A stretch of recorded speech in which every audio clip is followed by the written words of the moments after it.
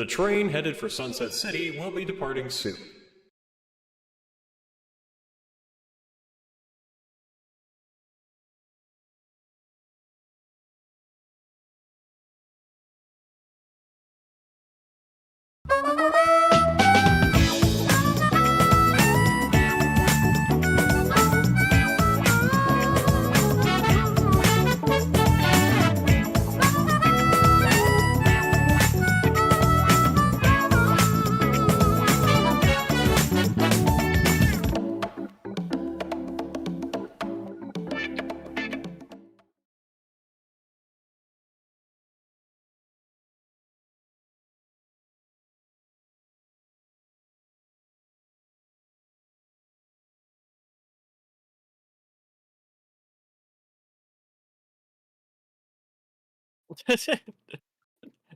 Welcome, everybody, to Sunset City, a Sonic podcast for the classic and modern age.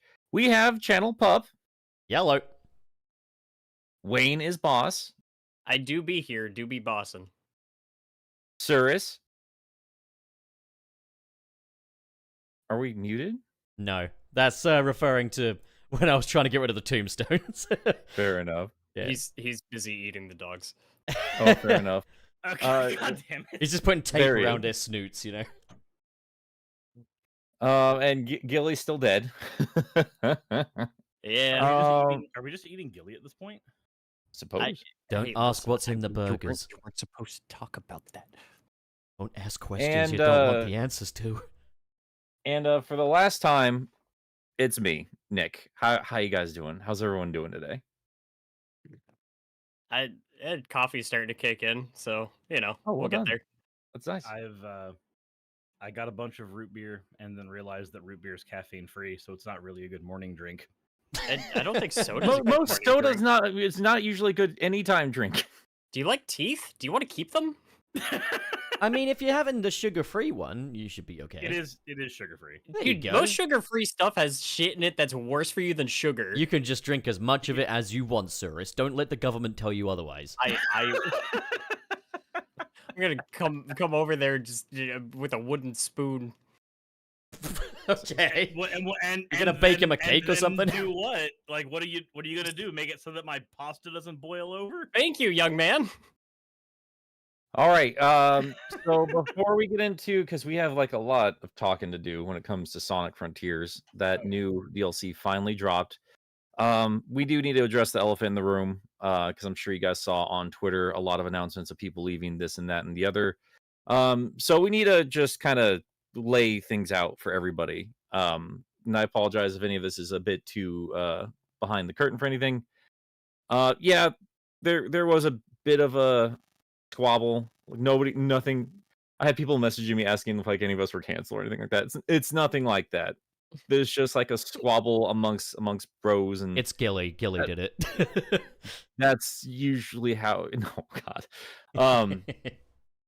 No, like there's a big heated argument, and like yeah, there's a bit of a fallout from it, and like when everything shook up, like yeah, obviously everyone was like, hey, we're friends, we love each other, let's not be angry and dramatic and everything like that. But it did give me a little bit of time to reflect. After last week's episode, I wasn't exactly planning on leaving the show, but I've been thinking about it for a little bit. And after everything was said and done, like just sent a tweet saying, hey, I'm leaving. And I kind of just to make sure that I actually did, because I got a lot of stuff going on in life. And it's really, really hard to kind of juggle this on top of everything else. So no, Pup is not leaving the show. Wayne, you can talk about your scheduling stuff in just a second here, but as far as I'm concerned, I just decided like it's time to just pull the plug, be done with it, and I'm going to just carry on and see what the future holds. But tonight, or today, I guess, today is going to be my last show, and I really, really, really appreciate everybody who's been sticking around with me and like all the wonderful, times we've all had together as co-hosts and everything. And obviously, like we're all still gonna be friends and dick around and have a good old time. But yeah, fair enough. But yeah, just getting that up front, out of the way, so we can just get to the Sonic stuff, which is the point of the show. I'm gonna be leaving after this episode, but obviously these guys are gonna continue to do amazing stuff.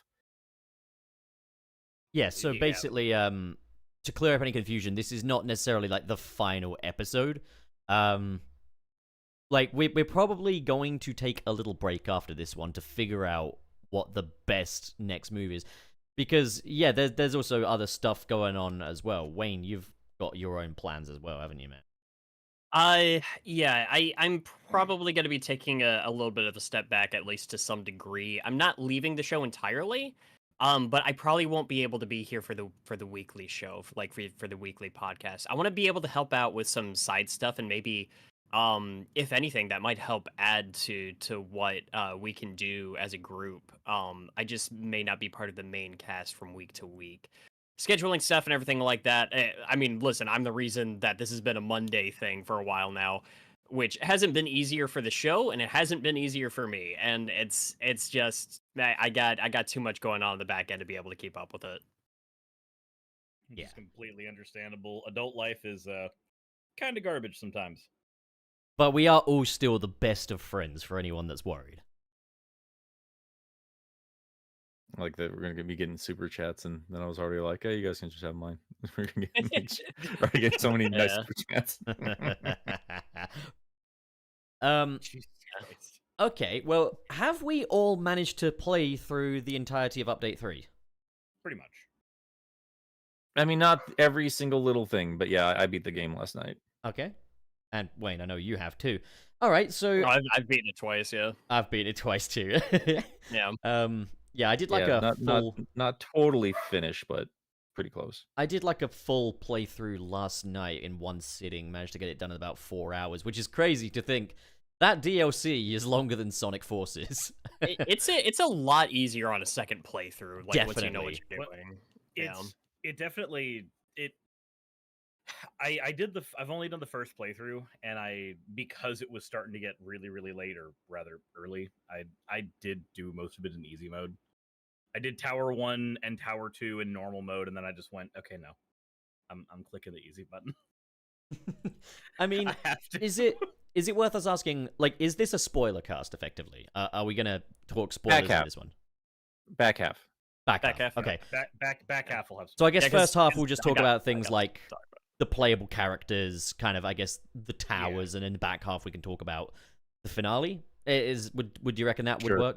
Sure. Yeah, So I it's think like that one of should those things where if you do want to go in We- blind, there's we, not much we always good. have to be careful. Like, I mean, we're gonna have people, like, if we're doing a live show, like, we always have to worry about people like popping in. Yeah. So Yeah. I mean, we can keep it kind of vague. We don't need to go full. I do though. Like, there's a thing at the end I want to chat with you guys about. Here's the I- thing. If I- people come into Sunset City at the back half of 2 hours, I think it's reasonable for them to understand, like, oh, wait a minute, there's gonna be spoilers. Actually, Pup, just in the studio tab, just add a spoilers part real quick. Okay. I mean, as it is, I'm not logged into it. Hang on. Let me go on my phone. As it is, Yeah, like if there's some stuff I want to talk about. if you did want to go about into the this blind, there's not much use doing that because you won't be able to see anything. But if you did want to avoid knowing anything about it going into it, then, like, again, we are going to be talking about stuff that is in the DLC. So, like, yeah. Okay. So we can't really skirt around it. whereabouts No. did we want to kind of start with this then? I mean, the initial impressions, I guess. Okay. My first impressions were this was fairly ambitious, and maybe even to its detriment, but this was a pretty ambitious update. I would say that for me personally, it met my expectations. I felt satisfied. I honestly thought it was a more fulfilling conclusion than what was present earlier in the game. I've got issues with it, and I do think that this patch could use a patch, but I find the effort and the attempt commendable, and I'm hoping that it's at least a step in the right direction, although I don't want future games to be handled exactly like this. It's complicated. I've always felt like those words, we keep using those as as just, like, I don't know, like training wheels. Not training wheels, but just like pillows, maybe, just to soften the blow a bit. I think Yeah. this sucks. I think this is up and down fucking garbage. Damn. But there's a lot of cool ideas here, and I have been seeing a lot of like both ends of the spectrum. People like, this is the worst thing I've ever played. Like, this makes the game actively worse for me. And also, like, there's some stuff here that really elevates stuff. And I've seen both of them, and I'm excited to like explore a lot more of it. But initial impressions are like, okay, you're adding the stuff that I've literally asked for. A lot of us have asked for, and like the way they do it, like in terms of storytelling, like how they penned it into the script, I think is really smart. In Mhm. terms of implementation, gameplay wise, it just solidified every single issue I've had with Frontiers. I think this is a really, really, really poorly designed situation. I'm really, really, really disappointed, but also fascinated, and also had a fun time with stuff. On my end, I think I align a bit more with Wayne overall. I personally think it's a mixed bag. Like, my thoughts on it are kind of mixed, but definitely more positive than not. In that, like, I think there are a lot of pretty glaring issues. There's a lot of opportunities that they didn't take that they probably could have. And there are some elements of it, a few little elements of it that are just outright, holy fuck, how did it get that bad? But I think the Perfect highs... Parry was not playtested. Oh yeah, no. Perfect Parry just makes no fucking sense for this game. It doesn't work. Wait, Um, hold on. It does. Just we'll get into all that stuff in a second. Yeah, I have a response to that one. we'll get Yeah. there when we get there, I guess. But like, yeah, if I were to think about like the things that are kind of glaring issues to me, Perfect Parry would be one of them. Knuckles, fuck yeah, we'll go into that. But like, Knuckles is horrible.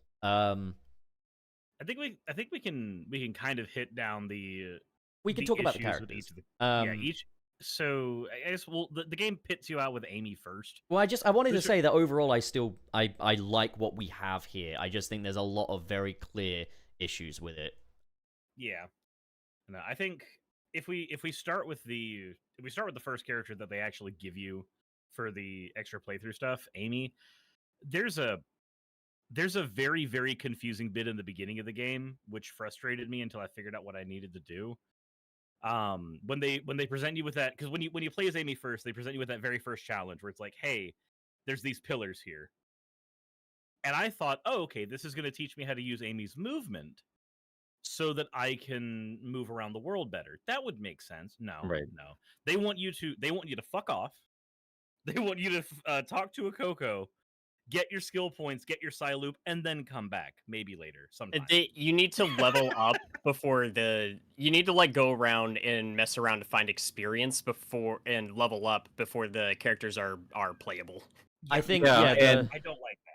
putting things like Psy loop and Stomp on the tree was completely stupid, especially considering that those slots could have been freed up for more combat moves for Knuckles.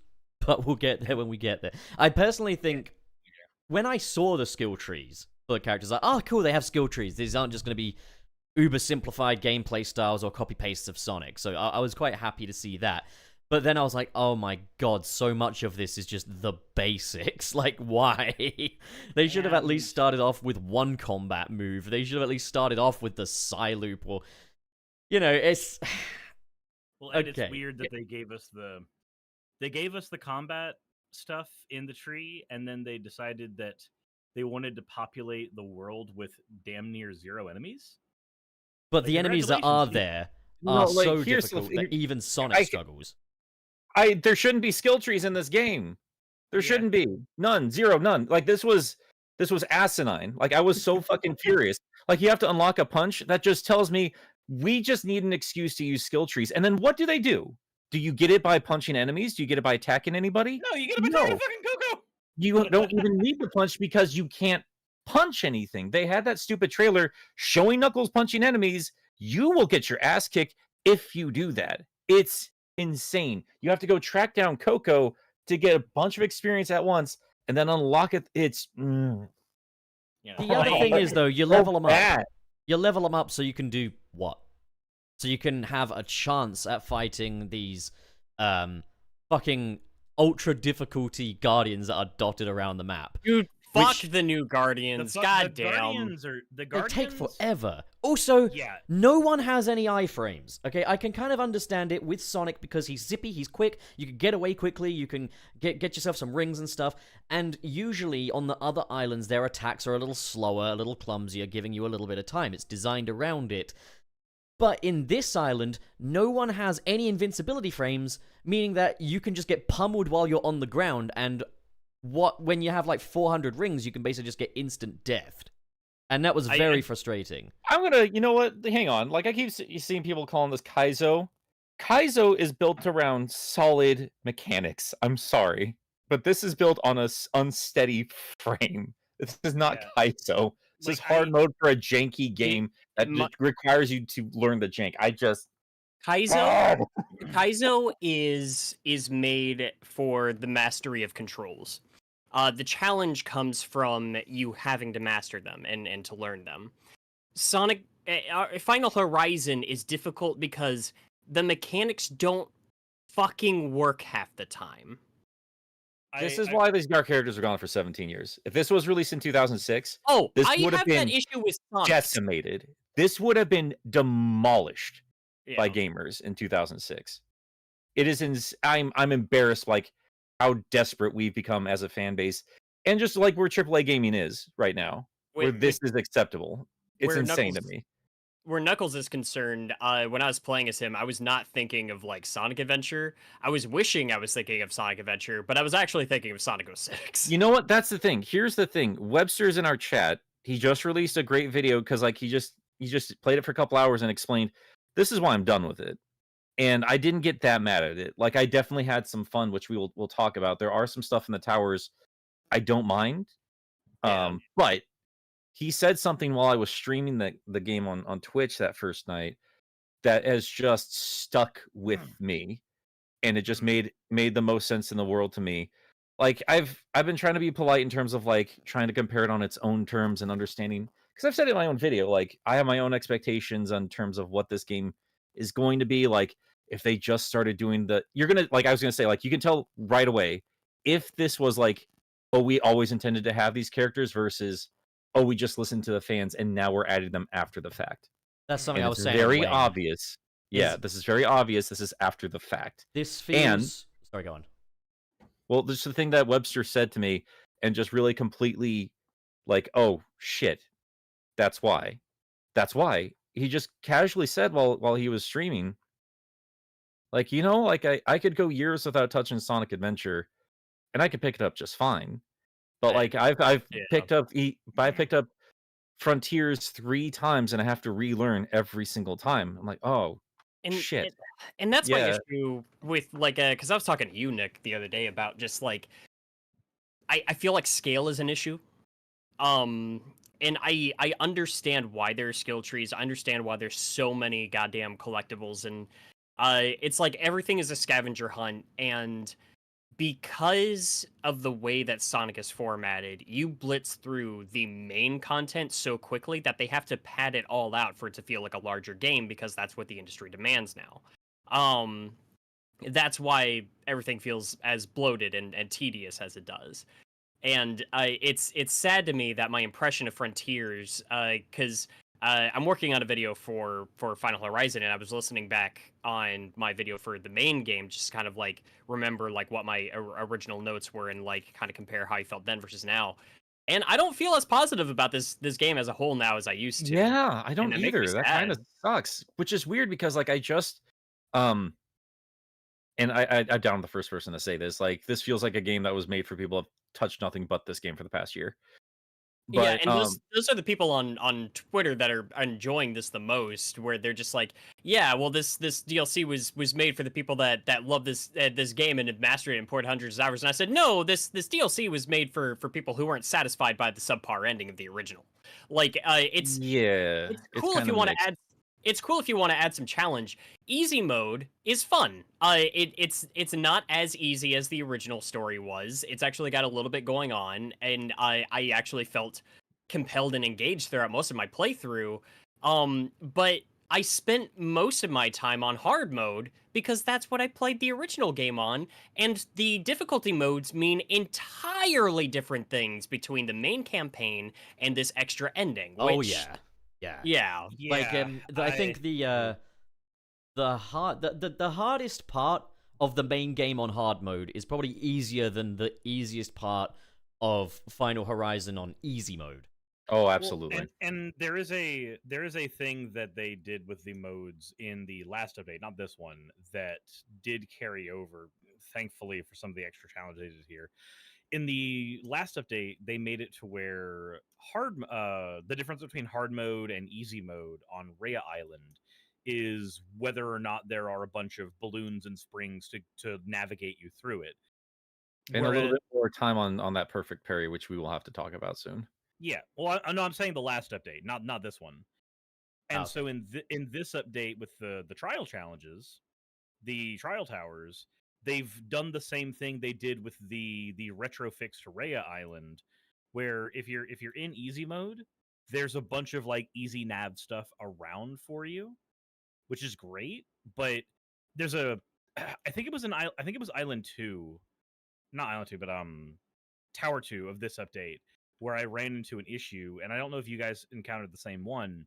Those purple boxes that you have to destroy with homing attacks. Yeah. Yeah. Yep.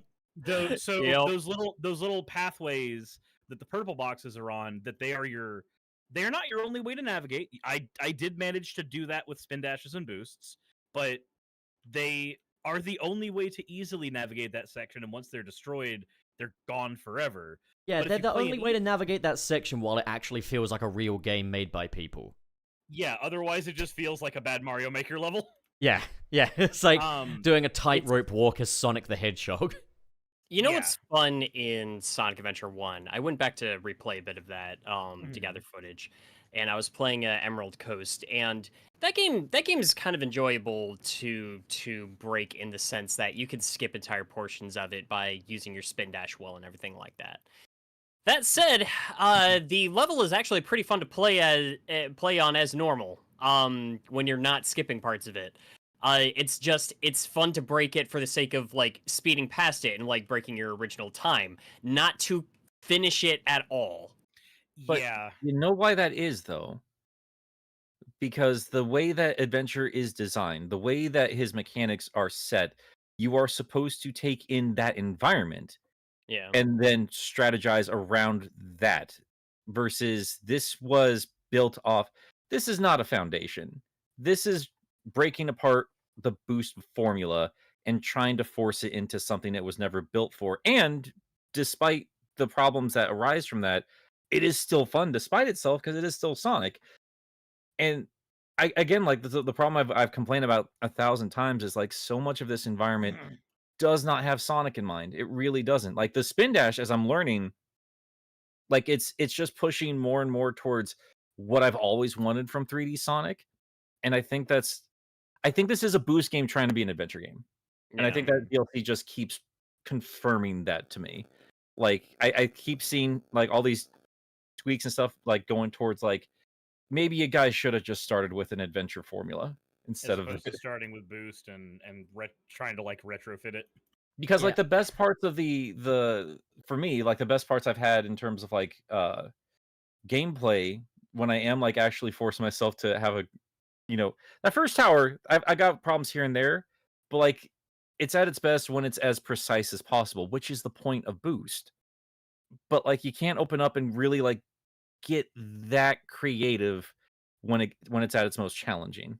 I think If that makes sense. looking at Uranus Island again with all of these new platforms and stuff, it looks like a dumping ground. And I think that is the perfect kind of visual metaphor for what Update 3 feels like. It feels like a dumping ground for new ideas, a dumping ground for like demos of the next game, effectively. Like, hey, we're doing a game with new characters, here's a demo of that.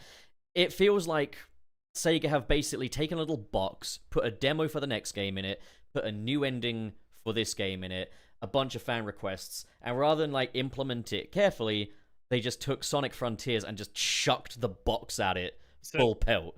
So basically they went, here's the level design, but we're not going to have an art team work on it. We're grabbing these Unity boxes. Yeah, we're just going to shove the Unity boxes everywhere. Rather than feeling like something that has been designed to make Frontiers outright a better game, it feels like they've just tipped all the ideas out in there and hope for the best. And I was saying in the chat, I personally think the implementation of this game could have been... They could have fucking released this on a separate disc under a separate name that's in Morse code and released it on a calculator, and it would only be slightly worse implemented than this. And I do want to quickly talk a little bit about the start of the story, because Sure. I think, Nick, you were mentioning that like you thought it was handled quite well. I personally disagree. I don't think that was handled well. I think the start of it? Yeah. I think I agree. what they should have done, I think, is once you've beat the game, the base game, a new thing comes up on the menu saying Final Story. You click on that, it opens with a slight recap of the ending we just had, but then it fades out with Sage being like, oh, that was a possibility, basically. And then we're into the new one, so it actually asserts what the canon ending is, because I don't know which ending... Hang on. No spoilers. I wanted to... if I'm you're not fine spoiling with it, anything, I'm just saying I don't know, because this is kind a of new ending for the game. Well, that's what I'm saying, is like, even that, like, I think we need to save that for a separate story chat later on in the thing. Oh, like, okay. that's an entirely different beast. I'm okay with saving that for the end there, though I don't think it's a spoiler for the first 2 minutes of the game. Yeah, because before like we all go into like each individual character or anything, like I've noticed you've had a more positive experience overall. I think you've played this game a lot more than the rest of us have since its initial release. I mean, yeah, I didn't really put it down to the point where I could ever forget any controls or anything, so I've always kind of gone at this with a full understanding of this is how this works. Right.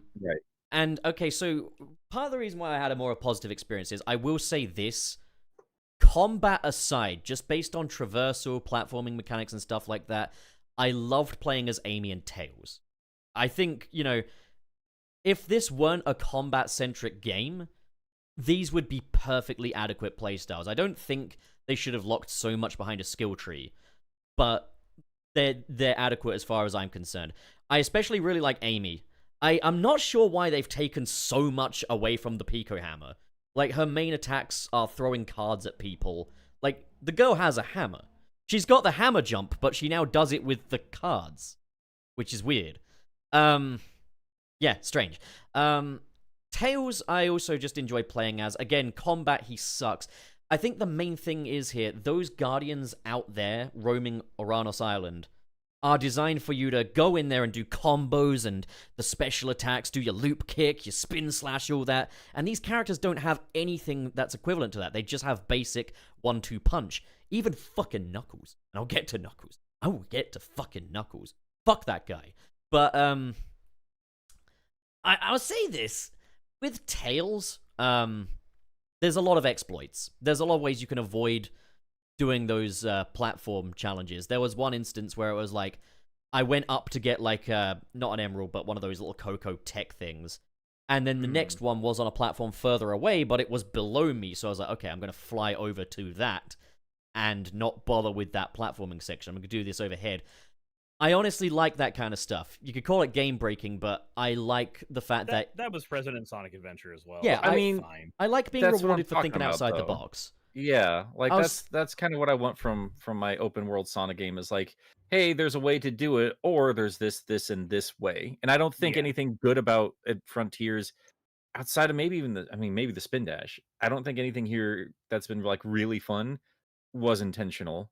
Like the rail stuff, I don't think for a moment was intentional. I think that was people like, hey, let's take the tools we have on hand and or do our best to have a good ass time with it.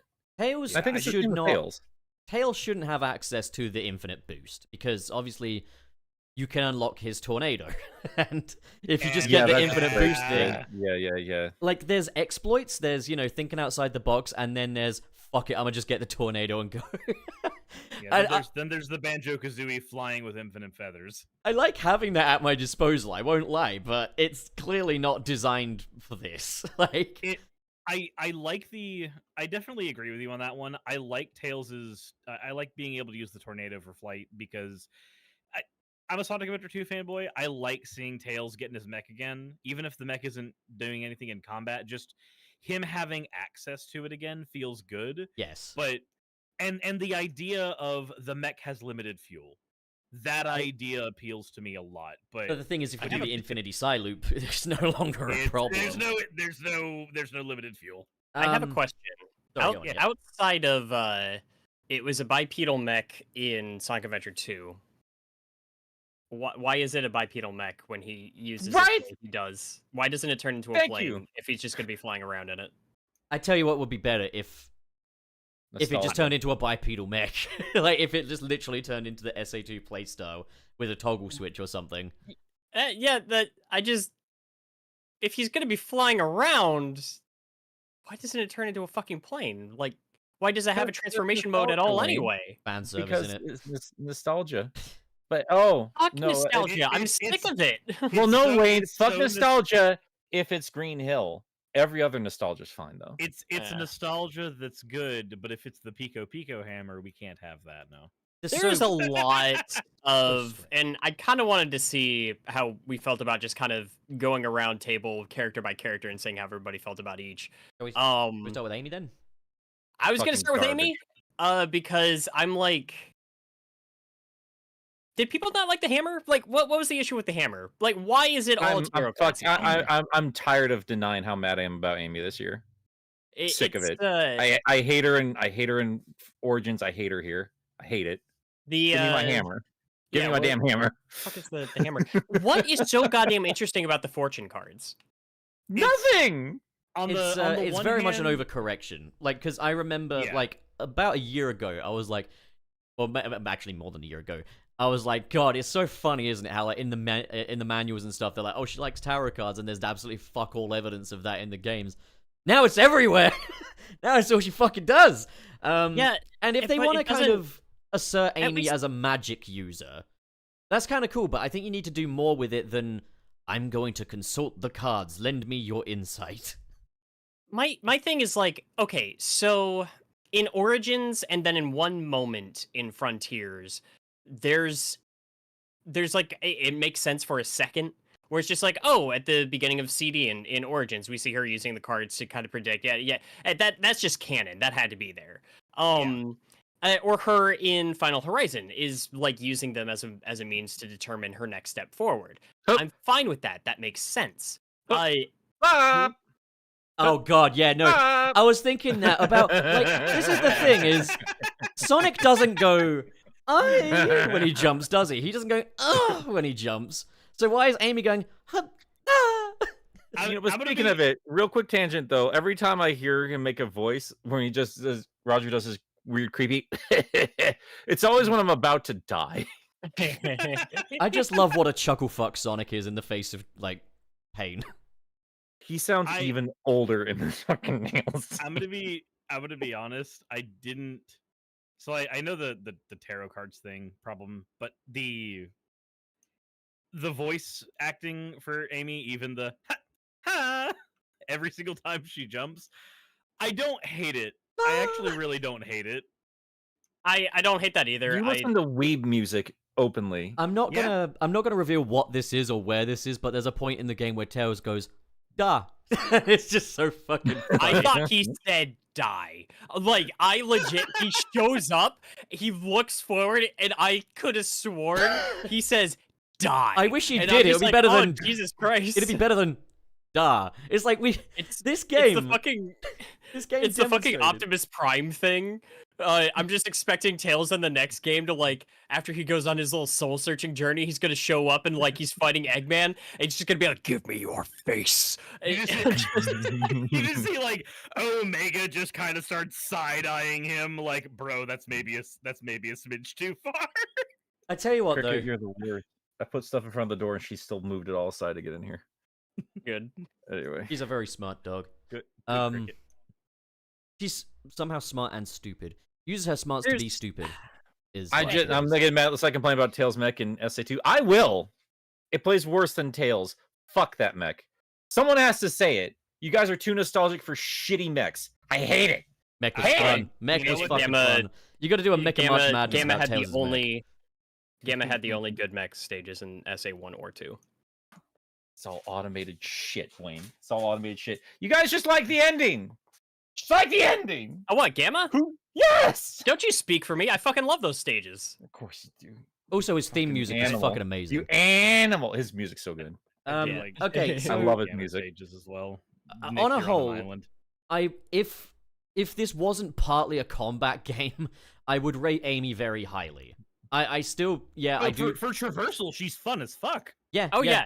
I don't there's a like that she's platforming another bit. glider character though. There was a platforming bit where I was just doing the hammer, tarot jump, and and I was having a whale of a time going from platform to platform. I was like, this is smooth, this is good shit, this is goated with the sauce. I also like her having a spin dash as well.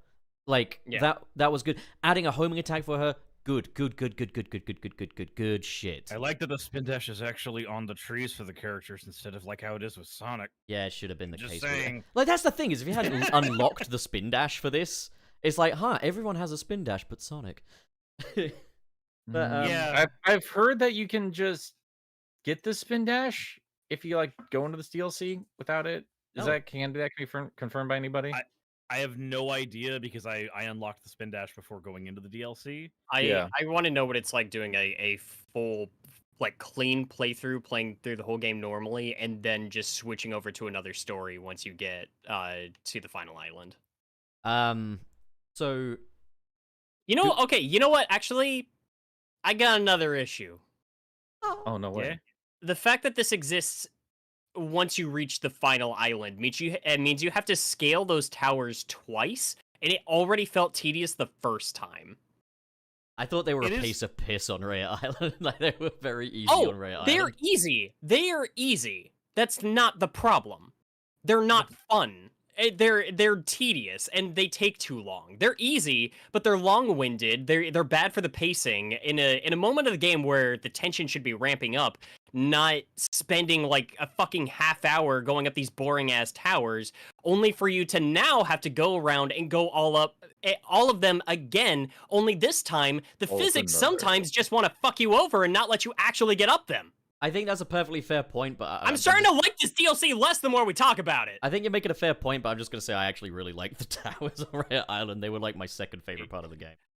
When I got to Raya Island, I was just like, oh, this is cool. Okay, rather than the collectathon stuff, we've basically just got a very straightforward Sonic level, but it's just really, really long. I was just like, okay, I'm fine with it. Drove me crazy though. Like when I actually explored Raya Island, I kept seeing stuff like, oh, this almost would have been the best spot for collectibles. Yeah, no. Yeah, my issue is the music on that island too. Again, it's the tension. Where it is narratively, it doesn't make sense for the level to take that long.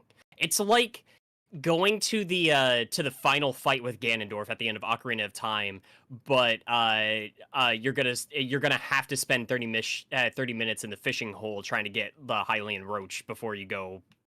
You know what I mean? Yeah. I guess I'm too mad at the DLC didn't give a shit about Raya Island right now. I don't. Yeah, my opinion when it comes to Raya Island, just very, very briefly, I really like Raya Island. I not just exploring it for music bits after the fact, but also I like the tower sequence. It felt fine to me. It doesn't feel as I don't agree with it feeling as off the course as you do, Wayne, but that's just me. When I got to that moment on my stream, I was like, okay, no, this feels good. Like the tension is ramping up and these towers are like balls to the wall anxiety inducing. This is exactly what I would expect.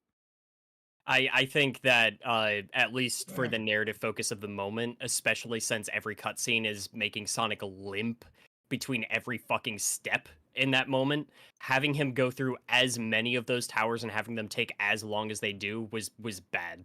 It was bad pacing. So back to Pacing's kind always of been a problem with me with this game. The characters. back to kind of the characters. Knuckles. Holy I need it. No, fuck. you all need to just you need to let me do this for just a second. There is nothing I've wanted more in my life as a Sonic fan than an open world Knuckles game, and this game did absolutely everything wrong. Knuckles alone, and I know I'm being dramatic here, but as soon as I started Knuckles, I was like, I never want Kishimoto to touch this franchise ever again.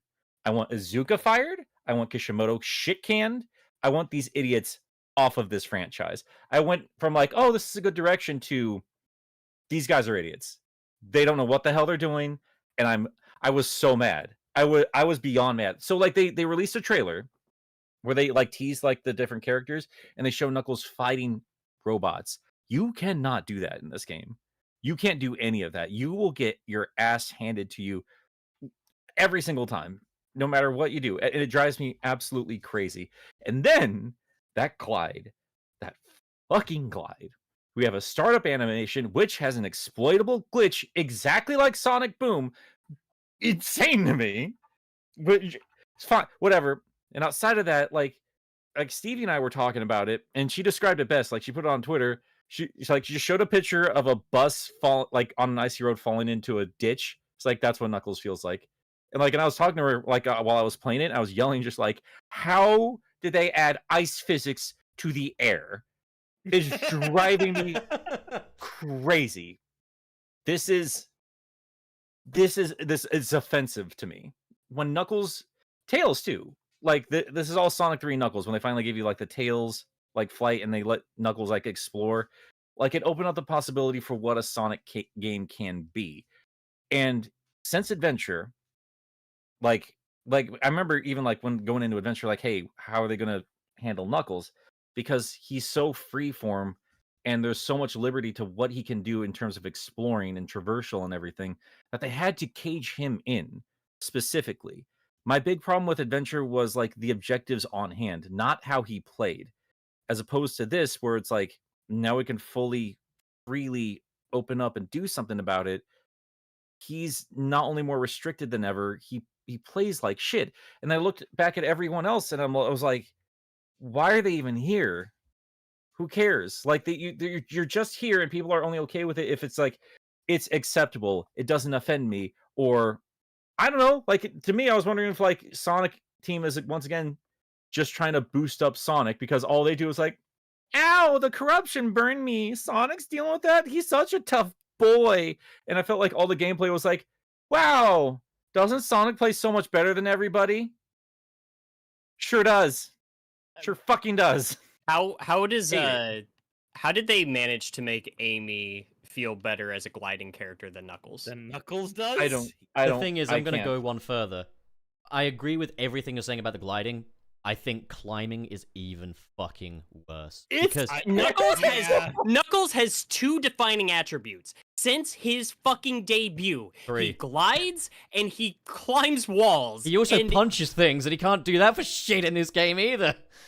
Yeah, all of his fuck. I don't understand why they decided that. Like, I started playing as Knuckles. The gliding felt weird. I was like, okay, cool. I can kind of deal with this. I'm sure that this was just a restriction that they decided they needed to have for reasons, I guess. Why am I able to Skyrim walk up every single goddamn surface, yet apparently I can't attach to a single one of them? No, but it gets Knuckles. worse, though. It gets so much fucking worse. There's a delay on when he actually attaches to the wall. If you're not holding forward, he won't actually attach. You'd think if you glide up to a wall with your knuckles out, the knuckles will connect. That's how it works in the previous games. That's how that's rule number 1 of Knuckles climbing. But here, you actually have to break out of the glide in order to guarantee you'll lock to the wall. Sometimes he bounces the fuck off of it. As soon as he reaches an edge or something, he lets go like a little bitch. And the controls invert if you have the camera up the wrong way, meaning that the camera's changing in some of these enclosed areas, meaning that mid-fucking control maneuver, the fucking thing inverts, sending you in the wrong fucking direction. How the fuck did they get it that wrong? I can deal with the startup animation with the glide. That's the least of my fucking problems. However, I think it was Webster that actually said this. I'm not sure if it was, but I think it was. When you're controlling his gliding, it doesn't feel like you're controlling it. It feels like you're suggesting directions for him to go in. In that direction. Could you please maybe mosey on that one? And there is I like no that everyone's like excuse. reacting to Wayne, who perfectly described my feelings in one single screen. There is no excuse in the world, in any Sonic game ever. There should never be an instance where Sonic has more combat moves than fucking Knuckles, the fighting the kid. There should never be a moment where Sonic has more aerial control than Knuckles does. You know what's crazy to me is they basically did a Donkey Kong 64 on everybody's collectibles, like for experience and stuff Oh like my that. fucking god! Yep. And it's for a DLC that takes place on one fucking island. It is all padding. How does this DLC patch for the ending of the game have padding? And it only exists there because Knuckles' little sections with the terribly implemented like only walls you can actually climb could be completely circumvented if you just leveled up Tails first and they had like a shared XP pool and then you just like flew to everything and gathered up all the XP. That isn't Yes! fun as Knuckles to get to. God! It would also This be is cool if so we could. bad! They have to force you to play as the characters because the characters don't like they don't justify themselves. Even more egregious than all of this, maybe. Actually, maybe not. There's no jukebox mode in Update 3, so if I'm playing as... They're encouraging you to, after the game, go forage the island for hours on end and 100% it all. But there's only like the one music track. Yeah, listen, I like that music plenty, but like there's only so many times I can hear fucking "Let the Blood Inside You Flow," until it starts sounding like a fucking working at McDonald's again, hearing the same fucking pop songs on the retail radio. But how the fuck is there no jukebox in this when you have 3-minute loops for characters that are designed to forage this island for fucking hours? Why am I not allowed to listen to Angel Island while I'm playing Knuckles? Yeah, that's another one of my things. Like I don't mind the new character themes. I think my favorite was Amy's. I fucking hate partially just because it just sounded like something straight out of Nier Automata. But it's oh Nick, you hate you're joy. Shut the fuck up. Nick, you're a fucking hypocrite. I know what you're into. No, you're not. I'm not. No, in terms of Japanese music and shit like that, no, I hate this cringe shit hard. I've Nick, always you tried hated to this. make me play random fucking bikini games on your Switch. Mr. And I've fucking- seen some of the music. I've Those are seen tits. some of those Pop games in nail your over fucking here. Nintendo Switch Do library. you ever say, am I sitting here worrying about the jiggle physics of Rouge? Hell no. Yeah, but you can though. You can if you want. Like we could discuss that. That's okay. Oh my god. Yeah, I don't have a problem with it. That's all I'm saying. But it is I think it's slow. Gotta let that blood flow. You know what I mean? goddamn. Let the cum inside you flow. The blood's just a boner. You don't need it. Anyway. Regardless of whether or not you like the tracks, though, like even if you do, they are just so repetitive and they loop so quickly that for the amount of time that you're expected to play as the characters like running around, it almost makes it worse that they have like vocals in the background. Yeah. It makes it sound more repetitive. It would be more And- ambient if there were no vocals. I could just kind of like view Yeah. it from that perspective. Yeah. Yeah. And again, I do like these songs enough. Like, I think they're kind of cool. But, like, again, it does not work for a level that is designed to be hunted. God, can you imagine if they used the kind of dynamic track thing they do for the bosses in the game for this music, where if you went through the game, if you're on the ground level, there are no lyrics, and the lyrics only kick in if you're like in the top 80% of any of the towers or any of like the shit you have to scale. So That'd be you kinda only deal with the lyrics for a little bit, and also it's like feeling the environment kind of hint to you, the music kind of hint to you, hey, you're getting closer. Yeah, or if it's just like when something particularly cool happens or something. Like, Yeah. an adaptive soundtrack would. Yeah, just have the lyrics adaptively fade in and out. And that's all you would have to do if you're gonna stick us with the one track. Fine. I bear mean, in not mind- fine. Give us the fucking jukebox. Yes, I'm saying if you're going to give us the one track, if you're only going to give us the one track, then make that track dynamic. Hell, even in the original run of Frontiers, before we got the jukebox at all, the music was dynamic based on how far you had gotten in the island. We already have a version of two versions of dynamic music in this game. I would have endured Knuckles' controls a little bit better if I'd been able to listen to Leading Lights while playing as him. It's one of those things where you could take my favorite song in the world, but if it's a 3-minute thing and I'm expected to listen to it for hours and hours, it ain't gonna work. It ain't gonna fly. It's gonna become like alarm clock music. If it's not leak spin, I can't listen to it for 24 hours. Yeah. So how about Tails? How do we feel about So, Tails gameplay? Tails, I think, is it does lead into like the one of the most offensive problems I had with this game, and I think this is why I think it's justified to say like this DLC for a lot of people, not everybody. Like Pup, I know you've said, and not to go against your stuff because I'm interested to hear your stuff still further in terms of like, hey, overall I had a good time. And this was a great addition. For me, Tails kind of goes both ways in terms of like, I think he's clearly the best of the three in a lot of ways, but also points out a lot of issues I had with Pop-Up. Pop-Up was always a problem for me, and I wanted them to sort that out before going into this.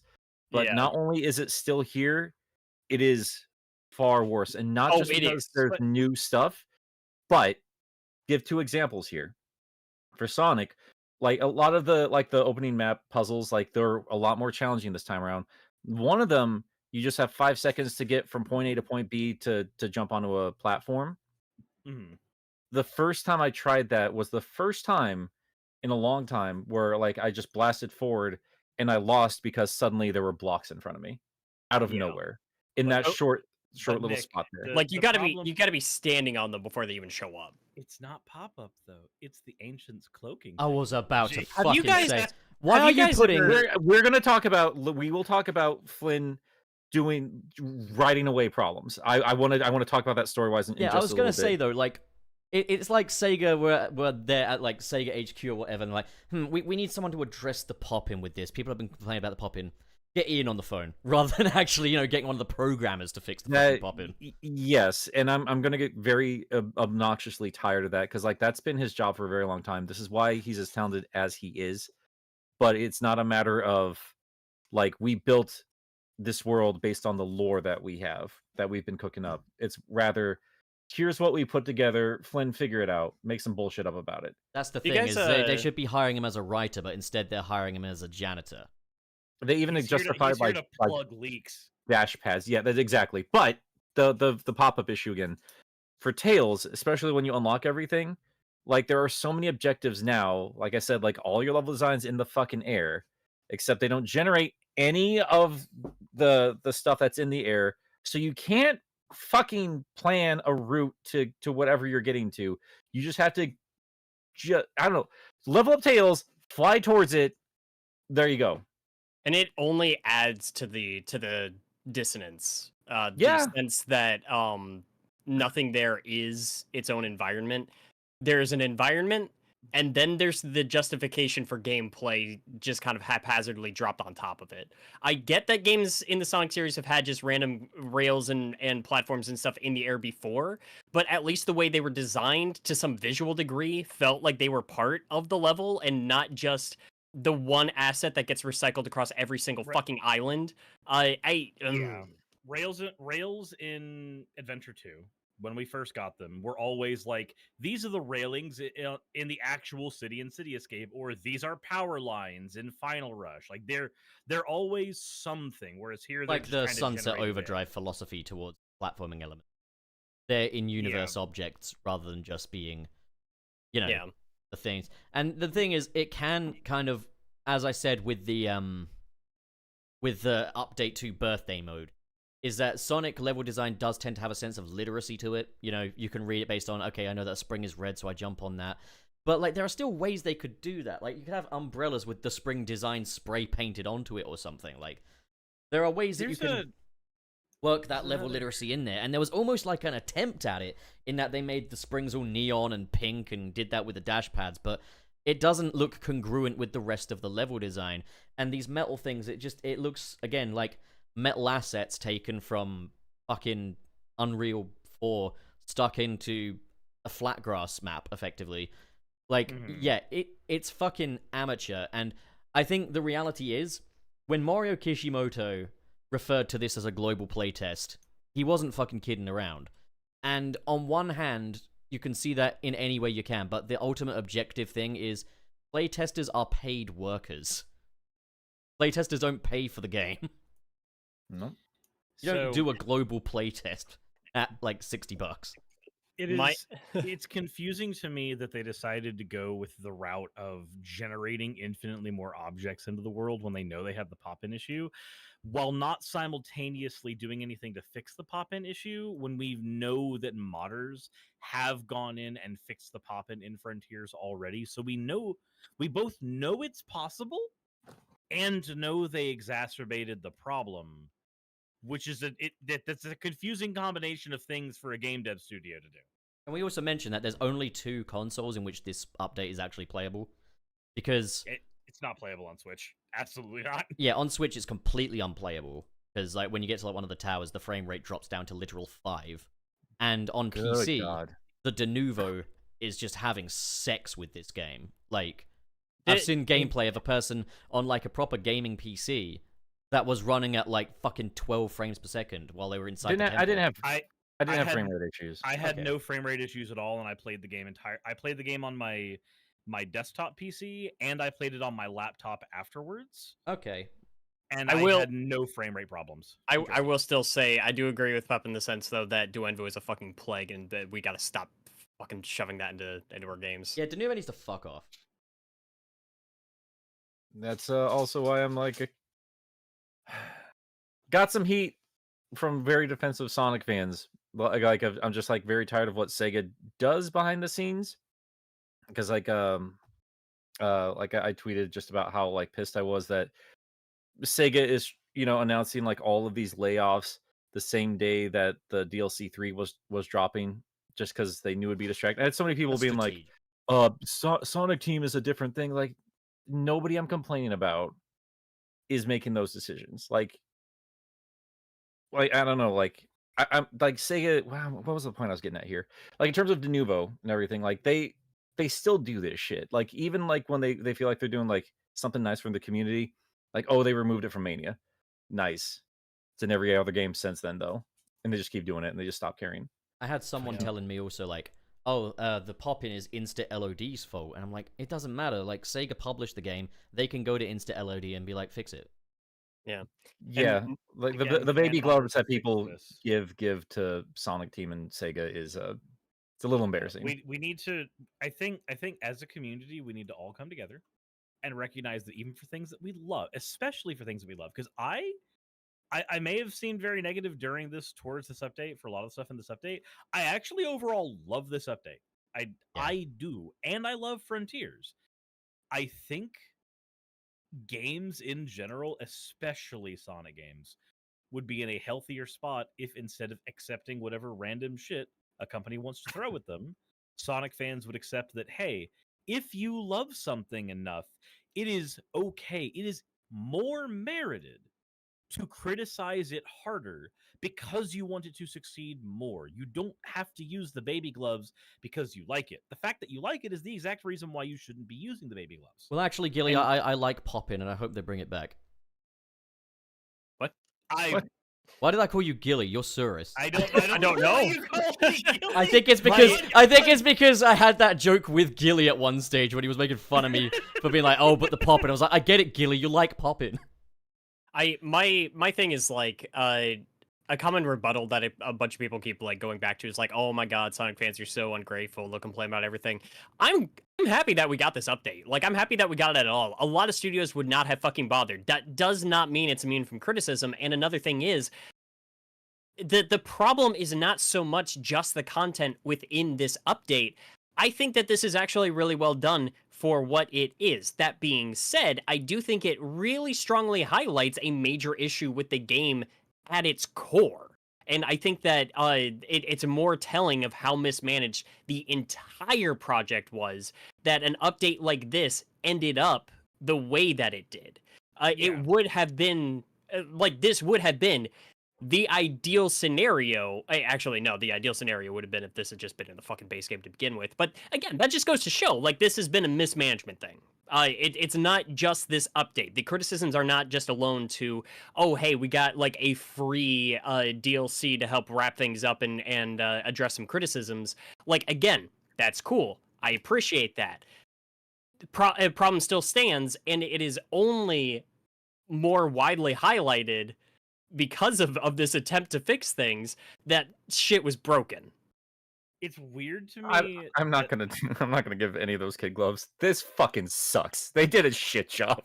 Anyway, sorry. Go ahead, It's- Suris. I was gonna say it's so on the last time we talked about the pop-in thing for Frontiers, just the last point I wanted to make on that. It's weird that for me, the pop-in blended into the background after a while. It just became a thing I didn't notice. And then in this update, somehow magically, I noticed it a whole fuck ton more. It's because this one, like, revamped Oranos is, like, because before it was just, like, an island with a few spaghetti things in the sky. Now it's got the and asset a dump. few platforms and stuff. This one is the most platform heavy, which is a step in the right direction, but it's also going to exacerbate the pop-in problem.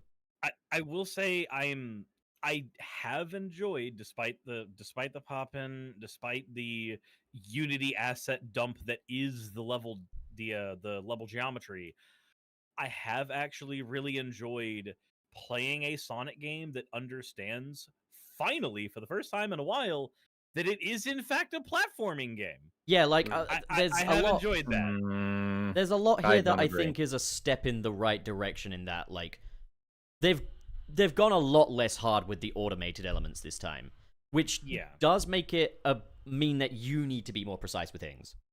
It also means that you, as a game designer, need to be more precise with your shit. Yeah, I would be cool with that if the inputs actually matched up with the outcome. Yeah, I agree. Like that's I'm right there with you, Wayne. Like from what I got from this DLC was they listened to fans without ever understanding what the fuck they were putting together. This is a terrible platformer.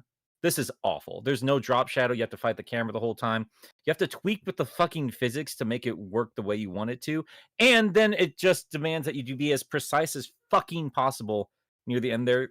I think this is a fucking terrible, the fact that you can, the fact that people keep going back to, oh, you can go into the settings and tweak the physics and everything. How about making the default physics fucking good to begin with? Like, Jesus Christ. Yeah, I had to, there was a cyberspace stage where I had to switch off auto brake. Well, switch on auto fuck brake, rather. the cyberspace Fuck stages. the cyberspace stages. I them wait, to yeah. death. Okay, this The might be ones interesting. the kidding ones me? in this update, because I They actually- God they're bad. awful. I Are you actually kidding me? really enjoyed the ones in this update. The I'm not objective? gonna lie. So the objectives of the original one, what made them work together was you can do everything in one go. It's like Sonic R in kind of that way. There are objectives here that will kill your other objective. Like if you're racing Tails and you run into one of those stupid fucking animals, you're done. You're done. It's terrible. I just fucking- There's fucking pop-in in cyberspace now. Fuck them. So Fuck them okay, to death. let me. So for my playthrough of the cyberspace stages, my favorite one was the one that everything looked very very beehivey. I felt like I could. Oh yeah, the literally rocket go- boost one. I Was enjoyed that like Lost World? Was that a Lost World level? It felt like a Lost World level, but no, it it's was not. drawing some I'm thinking of inspiration from Mario it, I guess, Galaxy. but So they're not far off. yeah, no, that stage, the cyberspace stages we have here, it's funny because cyberspace stages were remixes of like existing stages. Now we've got cyberspace stages that are remixes of cyberspace stages, but it was a 1-4 remix, and I don't doubt that they probably had some influence from the Lost World stage, but it's a different layout entirely. So my experience playing through the cyberspace stages has been 110% ignoring the side objectives. I've been playing this in the only way I possibly could enjoy Shadow the Hedgehog, which was pretending nothing else existed and just running to the end. That has been enjoyable. Ignoring elements of it doesn't make it good.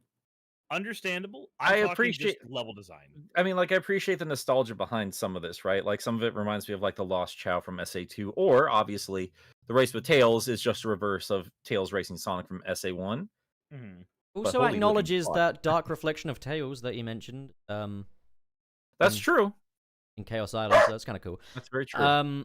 So for me, the cyberspace thing is, I think it depends if, like, as you guys said, you can't just do it in one run through this time.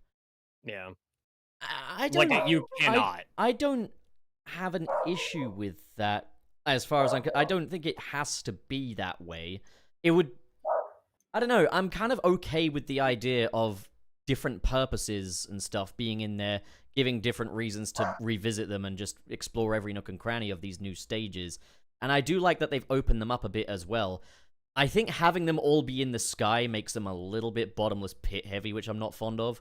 That's one of my major issues. Like, there's one and where especially since the That- spin dash for the cyberspace levels. There I would be cannot a- tell you Yeah.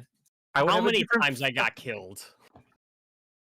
I would have a different. I would like Pup. I'd have a different like out view on it. Like I'd still say like this is a step back from how they were designed. I feel like they should have just taken that same basic idea from the original Cyberspace and improved upon that first, instead of like just doing completely different shit. Because again, my problem comes in when I run into a different objective and it ruins the objective I've been trying to obtain. That's fair. That's I didn't bad experience. design. Yeah, I didn't experience that myself, but you did. So like that's completely fucking valid. But I like these ideas though. I really do. I also I like the layouts of these levels. Like I've generally, like Suris said, I've generally just gone for, okay, let's see if I can S rank these things first. And doing it that way, I've been like, these are some of the better cyberspace stages in the game, I think. You know, as in terms of raw level design, they feel really, really solid. They're very fun to blitz through. Another thing I love The is side mission shit is dumb. another thing I really love is I think the side mission stuff could be good, but again, implementation needs to be better. Not and those animals. it's- Absolutely not the animals. I like The animals idea. suck. I think the animals thing would work better if there were just animal capsules littered throughout the level that you could just jump on and then free them, like they did in Sonic Forces.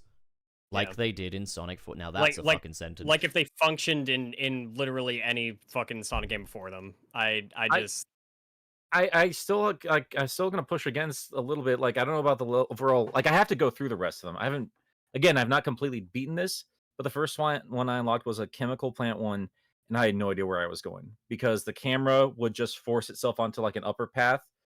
So like I was on a lower path, and like all I could see was the ground of the upper path, or there was pop up right in front of me, or because everything is so fucking busy, I don't know what the fuck I'm doing. There It was also, one like chemical plant inspired cyberspace stage that like I don't know what the hell they were doing with the layout, but it felt like the pathways were just going off in whatever fucking direction, and I kept dying because I couldn't tell which way which might have been the direction they same wanted one. me to go in. That might have been the same one. Something yeah, that also caught me a little off guard was that there's camera control in cyberspace. Now that should be a good thing, but there's nothing to tell you which way forward is if you've reconfigured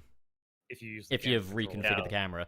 So And to kind of go back to like how busy they are, it's so impossible to tell like what's an actual pathway and what's just fucking like nonsense cluttering up the background. again, it feels like we're playing a prototype for the next game rather than something that actually belongs here, you know?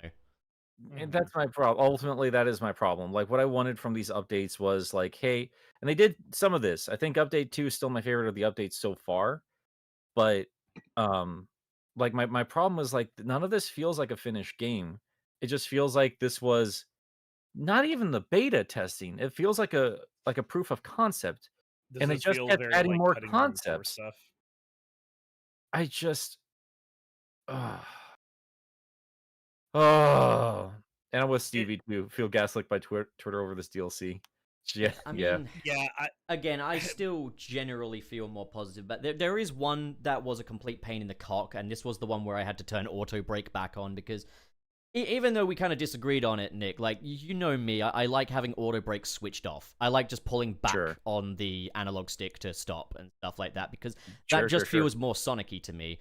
But there was a point in a cyberspace stage where it's one that's in a city and it's daytime and there's just boxes fucking everywhere. Everywhere you look, boxes, boxes, boxes. And they're not very big boxes, and you have to platform on these boxes and stuff. And they're tilted slightly as well, so you've got to kind of try and... Oh, is that the city level? They're tilted. Yeah, at the top. as I mentioned, yeah. Yeah, fuck that thing. And it's one of those things where generally I haven't always agreed with your point of like, I don't think these levels are designed with this gameplay in mind, but here I was definitely feeling that. I was like, okay, yeah, no, that's yeah, absolutely. Like, these are not designed to have slider controls on these particular levels here. Cyberspace, again, like it did in the base game for me, feels like turning on a different game for a bit, and I do not like it. I tell you what, the Especially anti-gravity level since- was fun as fuck. Oh god, that was my first one, and I fucking hated it. I loved that one. I hated an SA2. I don't know if I'm going to enjoy that when I come across it. Also, You hate Cosmic Wall? Yes, I hate most of SA2. there's a level in there that I'm interested to hear you guys' thoughts on, because I think they again are showing us a prototype of a potential new mechanic, because it has a completely different boost mode in this level. In that it you get a new UI and stuff, and basically That's so fucking annoying. Why can't the game play the same between level to level? Well, again, I think they're just being like, okay, we're going to a digital dimension, the rules can change, and I'm kind of game for that. I just wish they'd done that earlier. That's fucking stupid. I almost used a very bad word. That's stupid in terms of game design. Like, this is like what's been driving me crazy is like we've seen better terms like open gameplay Sonic and adventure, and then we saw just better boost gameplay in fucking Generations, the stuff they keep taking the assets from. It all just feeds in. Sorry. Well, yeah, the new boost mode is a fucking advanced 2-star boost where you just got to keep on moving, basically, and then your boost improves. And I was like, that's interesting. I could kind of get down with that if that's something they want to try. But a really interesting part is that they designed this level with the spin dash in mind, but not quite how you'd expect. If you try to spin dash to exploit, they call in a drone strike on you, and you just get shot out of the sky. What? Yeah, you get shot by a missile off screen if you try to exploit it. That's This is so silly. That's really I was funny. wondering- so my main issue with this DLC, it's so weird to think that like I did still leave it ultimately happy.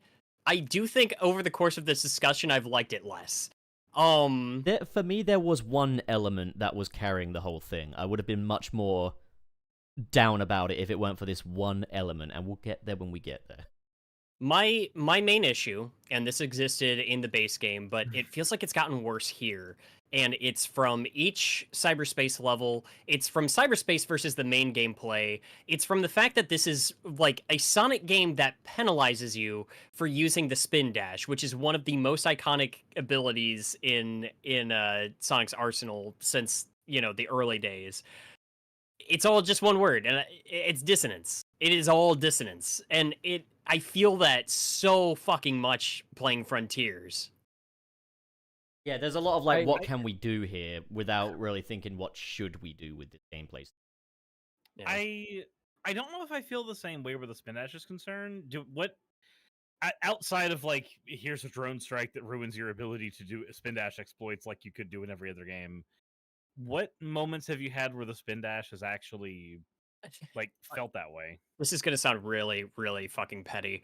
Then I'm all for it. It probably is petty, but it bugs me and it doesn't feel right. Is when cause I fucked off with I did the Battle Rush challenge when that update came out, and I S-ranked everything. I didn't fucking bother with the cyberspace stages. I didn't like them in the main game, and I did not like the idea of having to blitz through every single one of them, trying to S-rank every single one of them back to fucking back, especially when you got to restart from the beginning. But if you use the spin dash, it penalizes you. It doesn't harshly. It's just a little red tick that just says, "Hey, you did it. You just didn't do it right." Oh, right. They do the little asterisk. It's petty. I despise that stupid That's little not mark. petty though. I think that is showing just two very different ideas in terms of what we're trying to build in terms of a game, and those ideas clashing violently against each other. And that's been my problem this entire game. I wouldn't mind betting that. Sorry. That little that little asterisk they put on those levels, it doesn't just happen when you spin dash. It also happens if you use any air boost exploits. Oh fuck! I'm dead serious. Anytime you use what the game developers would consider an exploit, the only one I can think of is you can do a homing attack and then you air dash after the homing attack and it lets you rocket through the air. If you do that maneuver, they will put that tick on your timer to be like, "Hey, you did it," but so that's been in the game for a while, and it was bullshit when they did it before the spin dash, and it's bullshit to do it after the spin dash. I don't want to play with you anymore. I don't know. This game has heights, I think my issue is that it's just like the more I take a step back from it all, the more I realize the heights are carried by spectacle. They're carried by musical motifs, they're carried by really fun visuals and some clever writing from Ian. The gameplay is always the downside for me with this game. And Yeah. that sucks. Feels wrong. That's my top priority for Sonic. That's all I ever wanted. And when I see the praise from folks that are enjoying parts of the DLC, it's the stuff that's like starting to lean towards the idea of what I think a lot of us were always hoping for when it came to Sonic in a 3D space. Like I want to see the actual environment utilized, and like people are loving the spin dash because it's allowing you to launch off of things. It's allowing you to do things that it really should have done. And like I think it's really kind of brilliant that like in hindsight now, right? Like the boost keeps you magnetized towards the ground versus, you know, what the spin dash does. But I also think that those ideas still kind of clash together in really ugly, violent ways. Like I really wanted a more open Sonic, but like everything this game does is like there's brilliance in its own little categories. There's some brilliance in the combat, even if it's not perfect. Like it makes sense for Sonic. And there can be brilliance in like the more linear design in terms of the cyberspace, and there can be brilliance in terms of the joy of movement in the open world. But when you bring these elements together and put it together in this game, it clashes. And the flow state that Sonic is famous for is gone. It does not merge into one another. These ideas don't carry into each other. A game like this for me is like what we talked about with Bomb Rush Cyberpunk, where the combat and the movement need to be married into each other if you want it to truly feel like a Sonic game. Where like I'm running by an enemy and I can quickly do like a thing, and maybe that like carries into like a bit of momentum that jumps me off to like a half pipe, something like that. You know, like marry all of those elements into each other as opposed to this is Okami. Celestial brush, isolated bits of combat. It's Okami. Yeah. Another and game I don't that think I that think works. another game that I think is really good in its own right. League's better than Frontiers, but still also suffers from overextending itself. In a lot of different ways, but I still think Okami had a clear vision of what it was.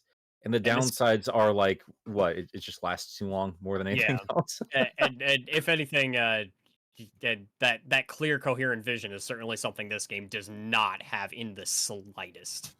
But there are still bits of brilliance, and I think this is why I praise Ian Flynn as much as I do. Like he looks at all these different things, and he did this with the comics. I've said it 1,000 times. I didn't like the Freedom Fighters growing up.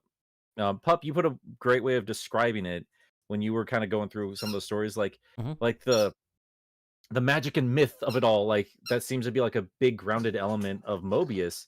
It's like that doesn't really vibe for your vision of Sonic, and I would agree. Like that shouldn't be like the primary focus in terms of what I want from Sonic. But what I loved about his storytelling in those days was like you could tell like he loved the games, but he also loved whatever the hell Sad AM and Archie was doing. And as the stories carried on and like Sega put more and more mandates on, he married those ideas together and said, hey, no, this all can still work with a little bit of creativity. Like he thrives in his boundaries that are set up for him. He sees the rules set in place and then he builds upon those. And I think he does that in terms of narrative. And do you guys want to kind of touch on that a little bit as we kind of lead into like the final tower and all of that? I guess we can move into the spoiler section now, can't we? I think we probably should. Yeah. Okay, yeah, because we're about an hour and a half in now. The towers are another thing where I feel like they were lacking in fucking common sense. I think it could have all been done so much more smoothly than it was. The Master King challenge is too much. Like, it's offensive. So, in easy mode, that is the best way to play it, because you don't have to do the fucking frame perfect parry, but it's still too dialed in. It's dialed in a little too high. Now, don't get me wrong, I can get enjoyment out of it. I've got to a point now where I can reliably play through that and succeed now. In easy mode. Yeah. Fuck hard mode. I think I finally did too, and there is a satisfaction like mastering that. Yeah. But Pup, can you put spoilers on the screen? Just like the word spoiler somewhere? It's in the title of the episode. Okay, fair enough. So I Yeah, go I on. need to mention that. That was the single worst part of this DLC for me. I hate boss rushes to begin with in terms of like main storylines and stuff like that. And I've been trying to see this as like an alternate path. Like you can go into a warp ring and then like you're in like the hard mode to unlock the true ending. And I wonder, and I'm gonna sit on this for a little bit before I put it in the video. Cricket, stop it. I'm gonna wait for this until I feel about it. Like in terms of like, okay, if this was like an unlocked hard mode, would I feel better about this? But ultimately, boss rush mode, I feel needs to be a separate thing in general. The thing because is also this actively ruined my favorite part of the base game. yeah, It ruined it. I was like Oranos Island and Chaos Island shaking hands and having the most annoying roadblock before the end game battle. So But the thing is, again, it was so easy to get this right, actually. So tower number 1, you could have had it so you fight Giganto for that, but you have to do it with only 50 rings or something like that. That way you don't have to repeat all 3 bosses again. Then second one, Wyvern. Third one, Knight. Fourth one, I don't know, maybe Supreme or maybe just have 3 towers. Maybe just have 3 of them instead of 5. I would have been so I feel weird. I absolutely adored the boss rush. I do too, but I- it should be a separate option in a separate menu. It shouldn't be a plot requirement, you know? I enjoyed the game literally going like, hey, before you can continue, prove to me that you can do these bosses in a way that you haven't before. Like I didn't realize I could Prove beat to me that there's Giganto. only one fucking way to beat these bosses. Prove to me that there's only one way to do this. Prove to me that the worst part about it is everything that I was enjoying, the spectacle of it all. You're standing next to Wyvern like you're a fucking scuba diver next to a goddamn blue whale. Let him finish, Nick. You're My going to have a fucking conniption. garbage. Sorry. Anyway, fuck the Wyvern. Learning how to do Wyvern in basically a single pass, not counting the moments where it forces you to change sequences because you've hit him to the point where he's going into phase 2. Learning how to beat Giganto with literally just 50 rings, like just Giganto. killing that boss in such a short amount of time, just to buy yourself the time you need for doing the night fight, and just having to learn on the night fight. I had no idea during the night fight the first time that I played it. I just kind of like just went through it with my eyes closed almost, but having to actually pay attention, like, okay, this is the missile pattern, this is the shit I gotta dodge, I have to hit him at this angle so he doesn't just block it with the sword because I need to buy damage off of this. Like, having to actually think about all of that stuff constantly in every one of those fights, having to aim myself at the missiles for the Wyvern fight to guarantee that I would be able to parry one towards him, having to constantly think about all of that during those fights made those fights way more enjoyable to me than the original runs did. And it feels weird because objectively it's bad. It's really, really not great. But personally, I enjoyed every second of that boss rush. I think there's like a middle ground here, because I do get what you're saying, Suris. I enjoyed it from the perspective that after it was done, after I'd finally done it, it felt amazing. I felt like a ninja. But again, it shouldn't be a mandatory roadblock for the new final boss, which, let's face it, was the main appeal of this for a lot of people. wanted to see the new is easier than the actual rest of the boss rush. Well, it's simply due to like how much of it there is, though. It's one of those things where we'll get into it. But No, it's easier than just Wyvern by itself. I hear me out. You'll hear me out when we get there. But yeah, because I have notes on the boss rush too. This boss rush should have I'm been fucking right there with you, Stevie. Fucking God, I love having a fucking developer friend. Anyway, This- I love the way she says it. Sorry, go ahead, Pup. This boss rush should have been behind a separate menu on the title screen. Boss rush mode. You do it and you unlock something cool. You know? And maybe you have options. See if you can beat them all with 300 rings next time. Win something else, you know? Like, these could be unlockable skins that could be of really, like, niche Sonic stuff, you know? Imagine if, you know, beat the boss rush with only 250 rings and you unlock, I don't know, fucking USA Classic Sonic skin or something. That would be fucking awesome. I guess I can understand that. What I'm in my head, my personal enjoyment of the boss rush is married to the rest of the gameplay. But what it seems to be is the consensus from a lot of other people is that they're not necessarily offended by the boss rush itself. They're offended by where it is, which is an obstacle for completing the actual game itself. No, Well, a point I wanted to- I'm not even there. Sorry, go ahead, Bob. A point I want to pull up from Webster in the chat here is he said, requiring a perfect parry is anti-accessibility, excludes kids, people with motor issues, and those with delayed reflexes or hand-eye coordination. Now, yeah, I fully agree with that.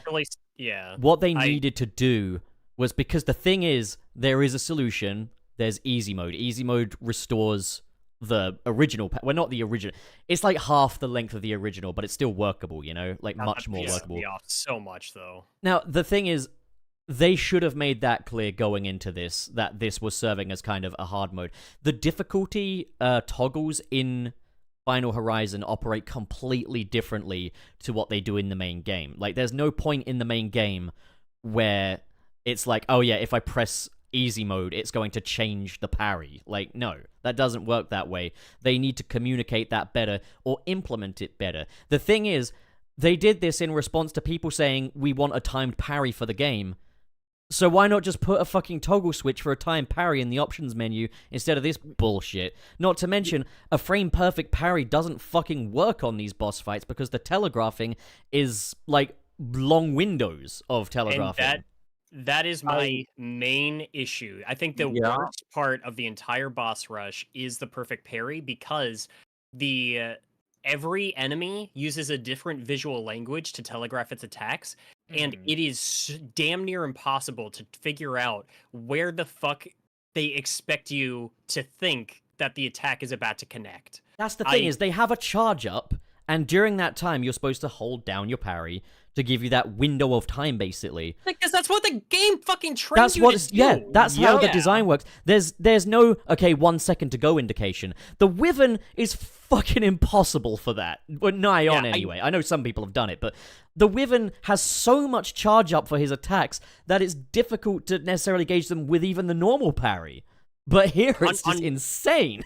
On hard mode, I got down Giganto. I got down the missiles for the Wyvern. I not once figured out what the moment was, and I tried so many goddamn times to figure it out. Not once was I able to actually predict where the game thought the claw was about to hit me, because it was in nowhere near where it looks like it's about to hit Sonic. Had I not watched some of Tails' channel's live stream just because I was feeling a bit stumped, I wouldn't have known that you could just flick it to easy mode to turn that off, you know? Like... You shouldn't have It's to. still You a shouldn't challenge. have to. No, you shouldn't have to. Still a because- fucking challenge. Frame Even with perfect. auto and everything on there, it's tough. I will say, once I switch it to easy mode, I had little to no issue. Yeah, I find easy mode is at least fair, but Easy mode feels like the it's way still a it was roadblock. programmed to be. it's Yeah. still a roadblock. But easy mode, I think, is just much fairer. I was able to do it yesterday with like 45 rings in hand, so like it's absolutely doable in easy mode.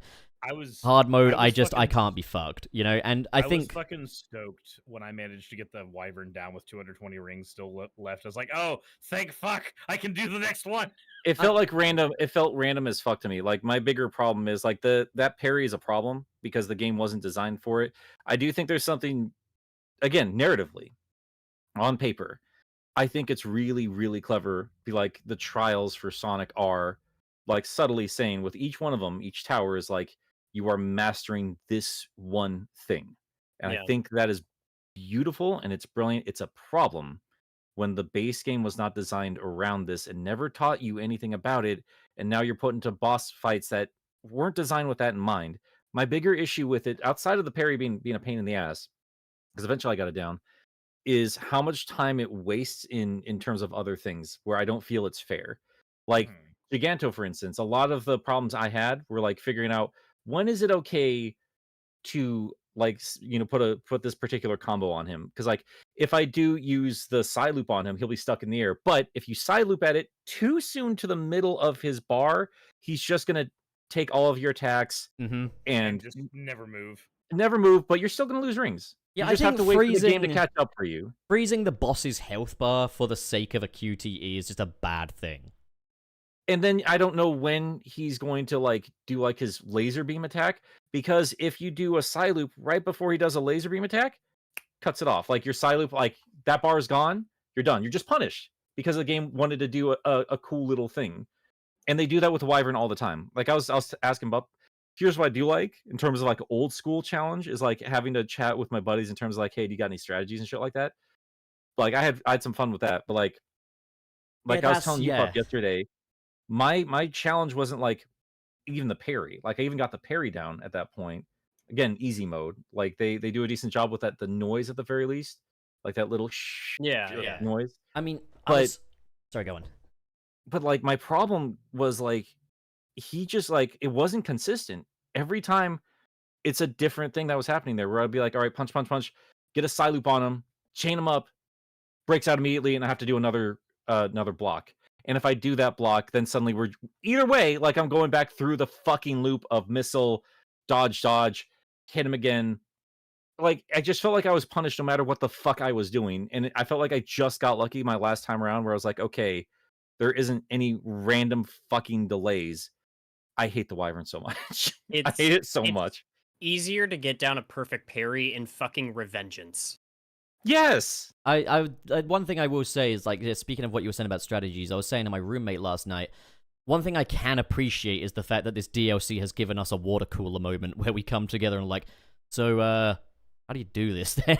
Like, it's been a while since I've had that from a video game, or at least a Sonic game anyway, so I'm pretty happy to have that, but, like, again, that's for easy mode. Perfect parry is something I rule out, and if I'm ruling out a gameplay feature that you've implemented, that's, I mean, while that is my decision, there's probably a good reason for it, you know? There's a few things I would have done to improve the boss rush. So my thing, I also like a good boss rush in a game. I don't think I've ever liked it in the way that it was implemented here, though. And there's a couple of ways I would have gone about improving it. First of all, change the environment. Make them hologram versions. I mean, for fuck's sake, in the previous one, they had the fucking East Asian inspired backdrop with the red pillars. Just use that room. Just use a bigger version of that room. Yeah, that's the thing is that would at least make it feel less like reused content, which is exactly what this is. And with the Wyvern, like just like have like transparent holograms of the terrain or something as it's like zooming around. I don't care. I don't need to see the whole island again. I've played that fight. I've been there. I've seen it. Yeah. Second, just be supersonic the entire time.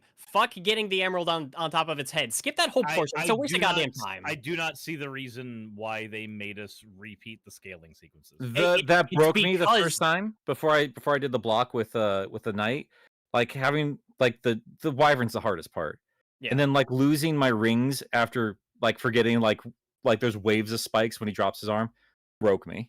It fucking broke me. Yeah, it broke my roommate. I heard a moment of intense gamer rage coming from that room. Oh, yeah. Fortunately, I, being the sad fuck that I am that plays mods and shit, have been able to clock loads of time in on these Titans just because I've been playing, like, Titan replay mods and stuff like that. So I'm fully aware of how to get over those things, but they didn't take into account that the average player can't even fucking do that, you know? Yeah. Even if they do want to replay the Titans officially, they're walled behind combat challenges, you know? And that's the main thing. That's the dissonance, is that the game doesn't teach you how to do all of this. If it was an extra challenge mode, that's one thing. If it's required to beat this version of the ending, that's a problem. Because the Trial 2 is so bad, dude. Holy shit. And Trial 2 is fine once you know it, but then it is boring after that, and it's like... it's bad on one end and bad on the other. It's bad. Yeah. When I did Trial 1, I was like, this could have just been one of these onion boys with a smaller timer, because... Yeah, just do one. Yeah. At most 2. Doing 4? I don't know what the fuck they were thinking. That's the thing, is once you know what to do, fucking piss easy. But there's not a minimum time you have to hit on the timer. Just put 2 of them down there and then make a shorter time constraint. Yeah, and there is a cool you learn the strategy is fucking run away from them, let them throw their onion skin at you, fucking hit them, parry, hit them, parry, hit them. That's kind of cool and rewarding. But again, 4 of them, 4 really. I didn't even... I was not able to manage those ones that way at all. I could not integrate the parry into that fight. I had to loop one, hit it twice, and then immediately stomp. For That's the what I extra did the chunk of first 30 time, but damage. I found a better strategy. Yeah, I stood far enough away for him to throw the disc at enough of a distance that it gives you way more time to actually like get a few hits in between the parries. Yeah, and then you just keep parrying the disc as it and then comes it's- back at you. And then it's easy, but then again, it's tedious and boring, so it's a problem all around. You also kind of But have to those are the- estimate the timing as well because the disc is off screen for most of it. Yep. Yeah, those would have been the main ways that I would have done the boss rush. Is just like skip those sections, do it all in one just giant version of that room, and then like don't have the wait time between them. Like as soon as one is done, have the hologram disintegrate, and then like load in the next one.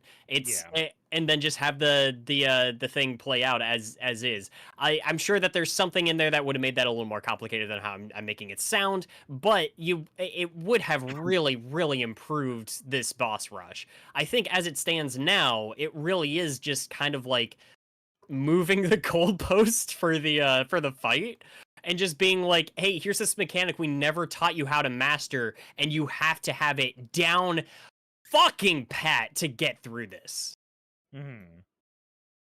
So, I don't know. All this would have been fine in a polished game. I just wanted them to polish, and they just kept adding without polishing anything. Imagine if the perfect parry had been timed with like, okay, so that little waveform symbol that shows up near Sonic when he's about to get attacked. Yeah. I have more of that show up, have it be more prominent. I like maybe one or two more of those lines, have the waveform get bigger as it gets closer to Sonic. So that like you have some way of reading when the attack is about to hit. No matter what attack is coming to you. No matter what attack is coming to you, because again, all of these bosses use a different visual language for their attacks, and it's impossible to just predict without just copious amounts of trial and error, which, I'm sorry, I'm going around in circles.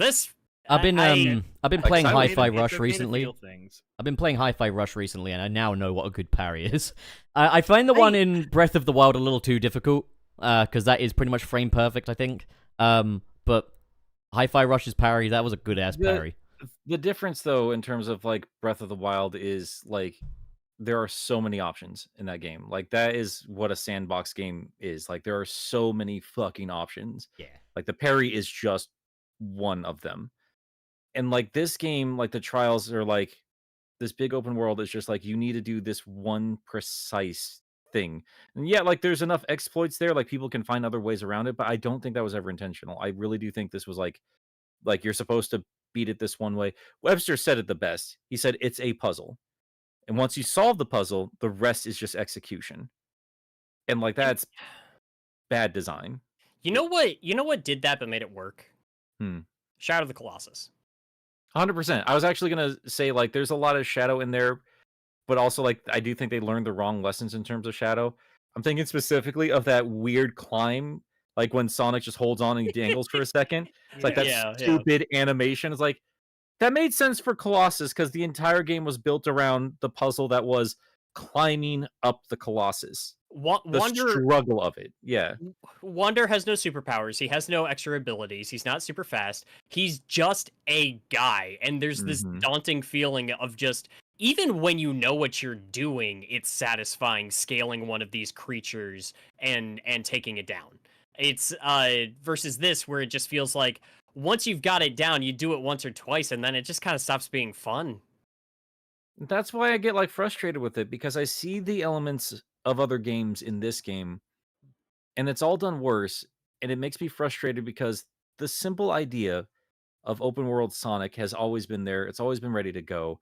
And I think it is fair to compare the characters to Adventure to what we have here, because they were designed with an open 3D environment in mind, and they could have evolved from there, as opposed to, well, we distilled everything down over the years to just be the safe design for Sonic, where the purpose is not getting around as creatively as possible, it's to cut down as much time as possible. Like, that is the joy of the boost levels. I can't believe they managed to Flanderize the gameplay. It's a little offensive to me. That's why the characters offend me as much as they do, because then it's just like, what I was expecting was not like, oh, a return to Adventure formula as much as I wanted it. I just expected they're going to be boost Sonic with skins. And they are. And they're worse. They're not better. They're not like... There are... Okay, I will argue in terms of like some of the hovering for Amy or like the flight for Tails. As janky as it is, like that's the one part where I'm like that slow animation start to kind of like gives you a second to like pick the direction you're going before you launch off. I do think there is some genuine fun there, but it's still like the idea of 3D Sonic has always been there, and we didn't need to take from everybody else to get there. Sonic was a beautiful thing to me when he first showed up because he was like, here's platforming, but let's make it a little bit more fun in its own way. And I still think you see that spirit here. It's just the very nature of Sonic still shines through here. It's just, it's frustrating that the people in charge are just listening to fans as opposed to being like, okay, I get it. Let's expand upon it. Like, even if they had their own vision, their own courageous vision, and they're like, okay, we know you want this one thing, but check this out. I got this really cool idea. I think they've done that a couple times over the years. It's like they've always brought up like Sonic 4 as well as like overreactions to fan feedback. Sonic 4, the character countdown thing. And I was saying, you know, look how far we've come since then, but we haven't actually now. This did make me realize that we haven't, because we're once again just listening to fan feedback at the absolute face value. And in real time too. Moving forward. In real time, they're just looking at fan feedback and adding on to it, as opposed to being like, okay, we don't need to add this much stuff. Let's instead like tweak our game. Let's polish it up. Let's make it the best version this game can be. And then maybe we can take those ideas into the next game, because we will have the good faith of what we built up and what we fixed, showing that we've learned. So you can be excited for whatever this next game is going to be. It's like if Breath of the Wild had just in a later DLC had just thrown in the crafting mechanic instead of like fleshing it out fully and saving it for the next game. The whole thing. And one of the things that bugs me the most in this is what they ended up doing with the difficulty, because I did play through the original game on hard, and I felt like almost like stuff was a little easy, but then it just like way goes over on the other direction once you get to this, and it's like you go through a semester in one class and then you get to your final exam, but somehow they snuck in the final exam for the class you're taking next semester. Like, yeah. No, again, this all feels like stuff for next game, doesn't it? Like, yeah, the next game will maybe have a perfect parry and it will teach you how to use it and it will work, but it's here now. Maybe. The next game will have, you know, the fucking Knuckles with extra combat moves, but hey, here's a prototype of it. Like, again, it feels maybe very... Our next Sonic game will have blackjack and hookers. If I were to describe it in one word, I'd say embryonic. This is embryonic frontiers. Sonic fetus. But, okay, shall we talk about the finale then? I think it's about time. There's a lot of stuff I like on a narrative front. All right, spoilers. How much do you guys like fighting with the fucking trees? The camera's inexcusable. Like, that is one criticism I will always have. The camera wouldn't even be a problem if those trees weren't there. Well, before we actually talk about the final boss, do you guys know what the reward for 100%ing this island is? Is it not the crown again, is it? It's fucking... It tells you how to beat the final boss if you 100% the island.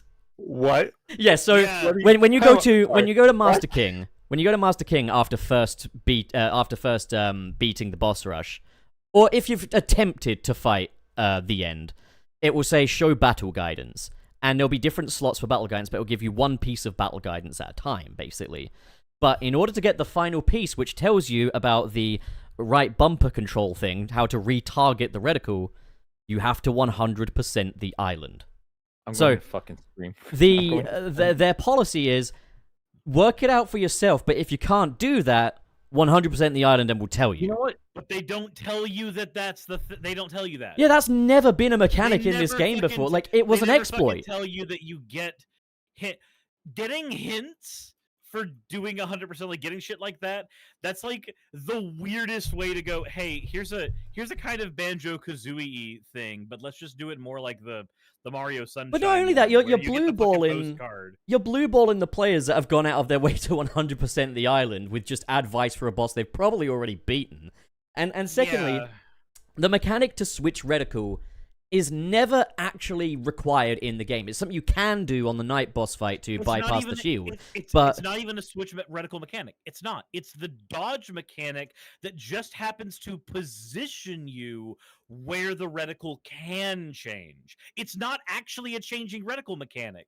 now the thing is, if they had demonstrated that earlier, then, well, okay, like, that's my thing. My problem with this boss is A, the camera, and B, the reticule. But other than that, well, we'll get into that later. I did also want to quickly note that the Supreme boss fight, it's still bad, you know? Like, Yeah, I tell you it's what, really bad. I tell you what, the context that it's just a prelude helps things a bit. It also helps a bit that it's like, okay, if I die fighting the end, I have to go back and do Supreme again, but I can get through Supreme piece of piss. But then it makes me wonder why even bother with him being in that place. But again, it's still you know not what? good design if we are punishing a player for parrying an attack. That's still not good design. So even if you've recontextualized it, you've still got a really bad piece of design in there. I'm actually confused as to why they gave us they did the whole, like, Sonic's new form gives him perfect parry. He can now perfect parry these attacks. This will never factor into the fight once. Well, actually, I- it does. When? Well, for starters, he's firing God Beam eyeballs at you, which do actually take away your rings, unlike the other Titan attacks. And secondly, there's the point where he starts flying his arms at you, and you have to parry it then. And then there's also when he starts attacking, like, Tails, Amy, Knuckles, and Sage. You mean So, when unless he attacks Tails, Knuckles, Amy, and Sage, what do you mean? you parry him to avoid that. Have you never got to a bit where he will suddenly lash out at Amy? It's not a perfect parry though. You have to just like when he starts the animation, you have to punch him. The reticle change is so garbage. Like fucking Zelda 64 figured it out. What the fuck was that? Like you have to hit him, and then hopefully like you can switch over targets, and then you get up there, and then you do a parry attack, but it's not a perfect parry. Yeah, Oh, so it's really just the basic one? Huh. I've seen the parts. I've done the part where he flails his arms randomly, and you are basically locked watching the animation forever until you remember, oh right, this isn't a glitch. This is me having to click a button. Like I remember that. I've never once, outside of like the cutscene where everybody comes together to block his attack on Eggman. Outside of that, I never saw a part where he attacked the cast. All right, When we he- get it. You got a I big did cock, Suris. Good for you, mate. When, Good for when you. he's flailing around, if you don't attack him fast enough, he will attack them. Yeah, Also, but it's not a perfect parry though, right? Like you just see the animation, and then So- you just have to get up there and do don't it. the It is parry at it is all. a perfect parry, but it's the easy mode version of the perfect parry where it's doable. Yeah, because again, it's designed with that in mind in this case. Like, they've Yeah. designed this boss around it. Which, I guess, is a little promising for the future of things, maybe. But, like, I want No, to it's stop, not. I want to stop giving them that credit. I'm- I'm just... I don't want to become I like- nihilistic, you know? It's like, even though I have my criticisms of this, I don't want to No. become nihilistic because I'm just not going to be happy, you know? No, I'm just gonna say this. I do not need Sonic to be happy. I don't. So I will say this. There you go. I love this game. I love this game to death. I do not fucking need this game to be happy. I don't need this game to be good to be happy. I like this game, but I have been saying and I have been hearing for more than 15 years, this is so promising for the next game. And it never, not once, not fucking ever, has it ever come to fruition in any meaningful way. No, I am done. I am done ever saying the idiotic phrase, I can't wait until the next game because this is promising for the next game. No, it's not. It's not. It never has been. It never once has been. It never once will be, because this particular design team cannot figure shit out. If a game that I like is not giving me any promise for the next fucking game, nor has it for the last 15 years, I can never, and I will never, have even an ounce of confidence in this design team. Never. All right, Are you you got saying me. you're- You got Are me. you saying you're trying to break free from the Sonic cycle? No, But yo, it's not a nihilism thing for me, because there are plenty of game franchises I enjoy. Sonic just happens to be the one that I like. Sonic and Resident Evil are they're my top two. They are my top two, period. And I have had to watch both of these franchises fuck themselves in the ass at some point in time. Resident Evil figured their shit out eventually. I hope to fuck Sonic does. I think it needs to be taken away from who's in charge of it now. Agreed. Fire Azuka. Fuck's sake, why does everybody dance around it? Like it's not the management. Fuck's sake, 15 years, guys. Sort it out. Yeah. Crying out loud. I will say though, Super Sonic 2 animations though, right? Those are pretty sick. Oh They're god, alright. Super Sonic Right, 2 is good. so fucking cool. I thought it was cool. Yeah, I It's thought it was fucking cool. great. Yeah, I thought it was They're- cool. They're fun, but it's kind of going back into like a conversation we had a couple of weeks ago where it's just like, yeah, I've seen. I'm so sorry. Yeah, I've seen Goku make those poses.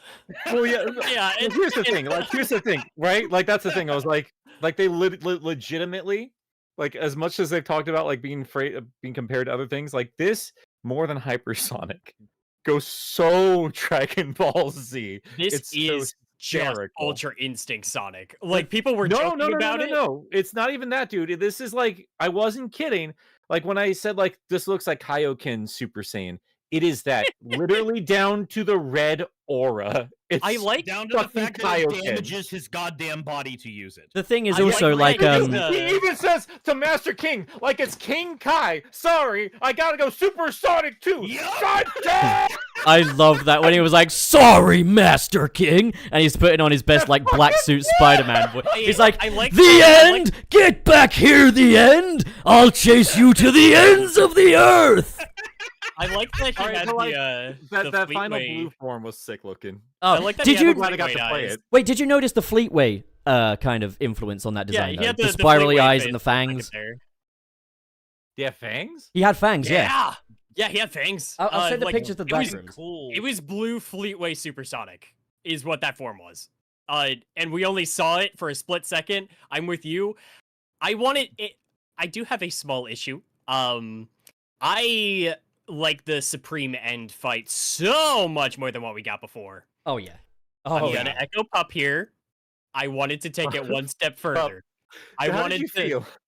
Sorry, go ahead. Wait, no, Mike. yeah. I know what you're gonna say. Okay, I know what you're gonna fucking say. I didn't even get to fucking shoot the moon this time. What the fuck? But I wanted to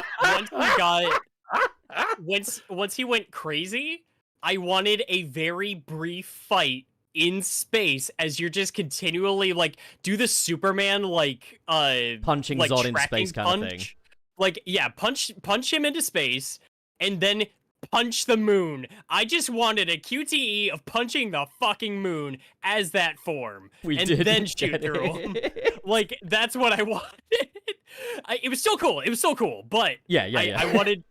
I didn't want to completely erase the one-on-one with the moon phase fight. I know I've bitched about the moon, but this made me like the moon form more because it built it up a bit. I still think it would have been more effective if we This- actually saw the moon in the sky rather than it just being like It's- pixelation. I agree. It's like what you and I Instead of, were. like look up at the sky. It sounded like something was hungry. Like, I want McDonald's. I wonder what's for dinner. Countless I will fries, say- countless burgers, Now, countless McFlurries. Now, Pup and I were texting about this. I will earlier, consume all. And what I would have liked is that I'm so sorry to always bring Majora's Mask back into this. It would have been There's a cool. moon. It's okay.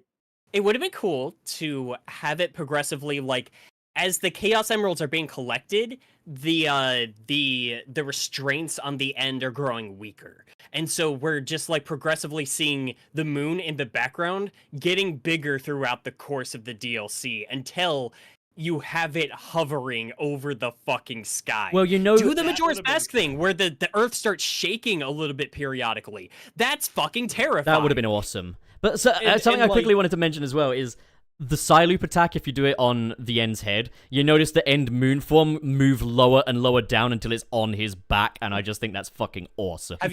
Did you see what happens when you Psyloop him twice? Oh, what? Where you snap your fingers and just like fucking go and you berserk on him? crush him You and make a like, little energy blood sandwich. spews out of his joints. Yeah, that was wild. See, So- that's fucking awesome. Cool. This fight did two things for me. One, I adore this fight. It's fucking fun.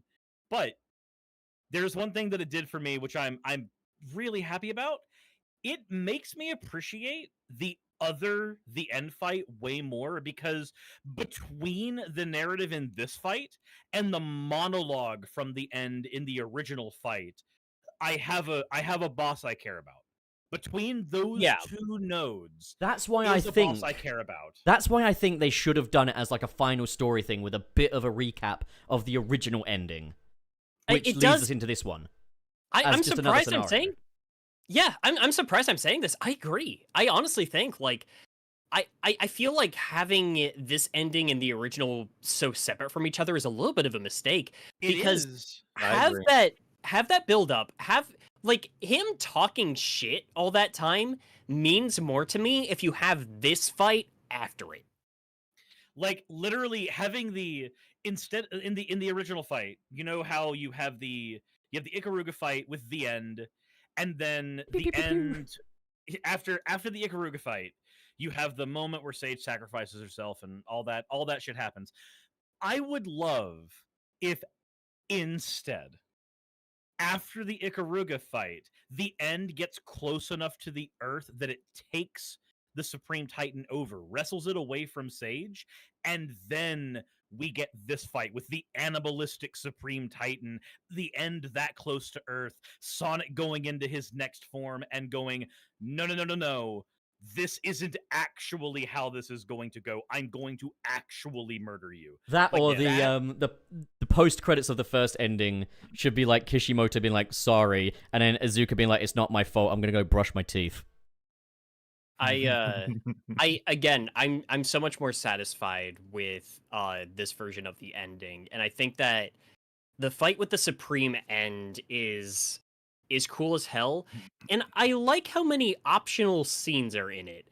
Again, you can go the whole fight without doing the Psyloop. You can do the Psyloop on the gun, and that's it. You don't have to do it to the end. You got to do it on his back, haven't you? You have to do it on his back to get the gun out. Oh, unless that's what you mean by you do it on his gun.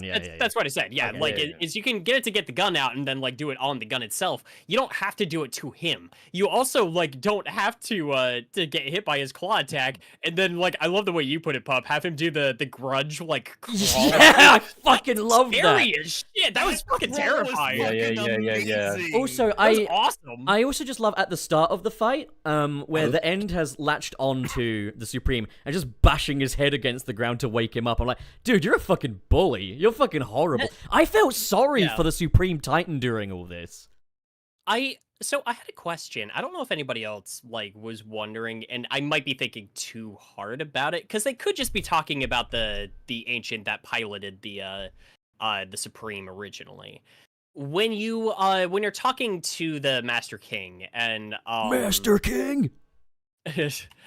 when you're talking to the Master King and you and Sonic is I actually liked how sassy Sonic was with him, where it's just like these trials are kind of a waste of time. I literally just need this power so I can save this planet, and you're just kind of like bouncing me around. Yeah, I like that.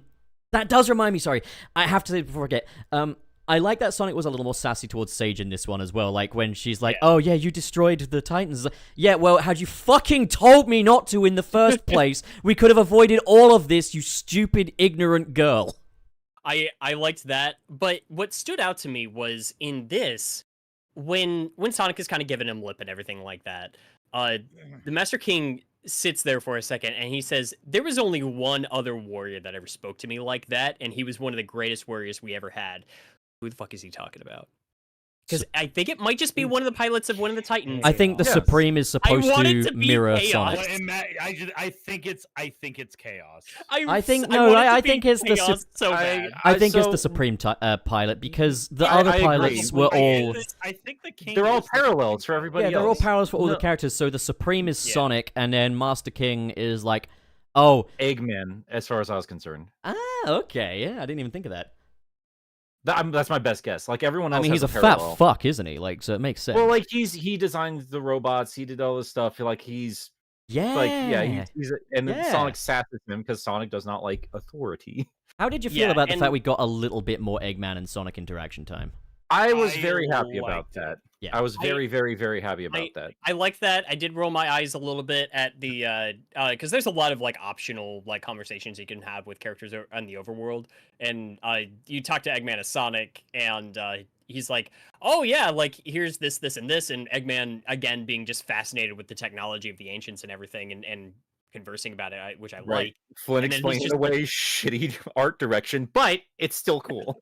And then of course he has to end it with the oh yeah, it's more than all you could do, just rolling around at the speed of sound. And I said, shut the fuck up, God damn it." Ian, I love that Flynn can't help Ian, himself. you can't help yourself, buddy. And that was another Crush thing with 40 like lyrics, more of them, baby. I like Actually, I that's like that- Tony Harnell and Ted Poley. I liked some of those little conversations. I liked that they were just like, oh yeah, like things that I wasn't even really wondering about, but were just kind of fun tidbits where it's just like, oh yeah, no, Big the Cat is safe off somewhere else. The one that you saw in the fishing spots, you just care about Big so much, and he brings you a sense of comfort. Sonic that secretly you loves just- Big. Yeah, you manifested a version of him in cyberspace. There was one that bugged me, and that's the one where they're explaining away like the fucking Figment the parkour rails. stages and like why they just like apparate and pop in front of you. Did you guys watch Your Movie Sucks? Have you been watching him for a while? Yeah, but what? He did a video a long time ago about a movie called Frozen, and it's about three teenagers who get stuck on a ski lift, and the director always prided himself on the fact that they shot it practically, and they were all talking about like, oh yeah, it was all like real extreme conditions, yada yada yada. But a common critique is, if that's the case, if you're going to be going off about that, why can't you see the actor's breath in a lot of these areas? And he's just like, he goes on this rant. He's just like, oh, scientifically, like if you're so close to hyperthermia, like the lower your body temperature drops eventually, like you stop seeing your breath and everything, which is bullshit, by the way. That's not fucking true. And the point was, is like, man, we wouldn't dig that deep into it. We wouldn't think that hard about it if you didn't fucking lie to me. That's how I felt about that. It's also like the Andy Muschietti with the Flash CGI as well. Worth it, Wayne. Thank you. where he was like the CGI is bad because it's like Flash distortion. Remember yeah, that, that's another one. It's just that shit again. Flynn's a Star Wars writer. He's one of the people. He's why the clone trilogies well known for being liked now by a whole fan base, because everything surrounding those shitty movies had explanation from better writers. I think when it comes, there's also the one where like Sage is like, oh yeah, those railings that you generate after unlocking more of the island, they're just hallucinations. So I guess Sonic is just flying through the air if anyone else is looking. And the thing is, right, everything that's bad about this game is like, oh, it's the Ancients. The popping, the Ancients. The spaghetti rails. Oh, it's the Ancients. The Ancients. I'm glad they're fucking dead in that case. They literally said they colonized the planet, and I'm just like, well, I'm glad the best thing you did after that was fucking The die. end was a hero. We just couldn't see it. Well, here's what bothers me about the Ancients and all the justification and everything like that. This is just Nick going full lore boy right now. In my headcanon, for the longest time, as I've explained in these videos before Frontiers ever dropped, I've always been fascinated between the relationship between rings and emeralds and their relationship with these critters specifically. I've always been under the assumption, like, if we're going to build a narrative off of something that never was intended to have a deep narrative, it was just there to we'll have fun. Rings, they got coins, let's do rings instead, shit like that. Like, I always took it to mean like this world evolved thanks to the the energy put off by these powerful bits of jewelry, the world evolved in such a way that whatever critters adapted as the world, grew, they grew to adapt to this environment, as the world does, as that's how evolution works. So what I wanted to know more than anything else is like, if we're really going to be brave and say the Chaos Emeralds came from this place, and we're going to talk about an entire civilization based around it. When I first went through the game, I was like, okay, that kind of retroactively justifies this jarring, gooey water monster when I first played Adventure, because I was like, what the fuck is this? Like, when I was a kid, it's like, I like the connection with like the Echidna tribe, but they're still like, okay, like Chaos caused this.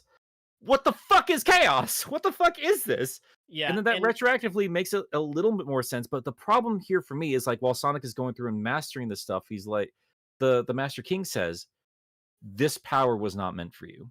And that immediately made me think, okay, but what is Supersonic? What is that if not power not meant for him?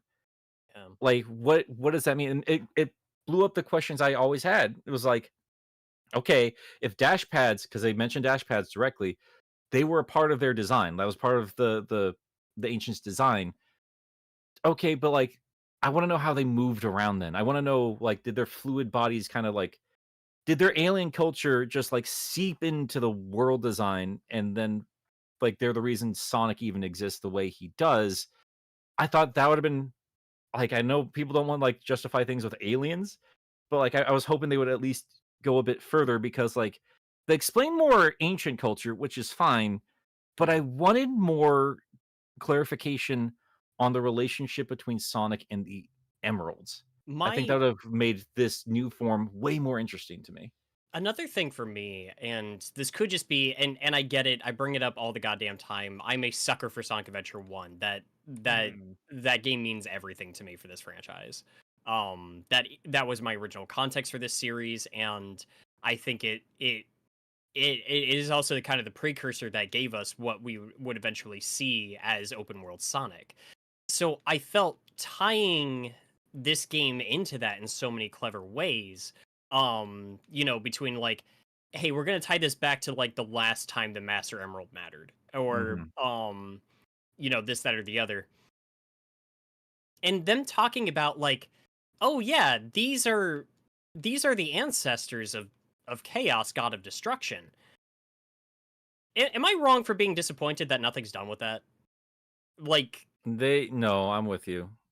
Everyone's alluding like, oh, the tribes, like, oh, it's kind of like his form's cool. Yeah. Why build bring on it up? that.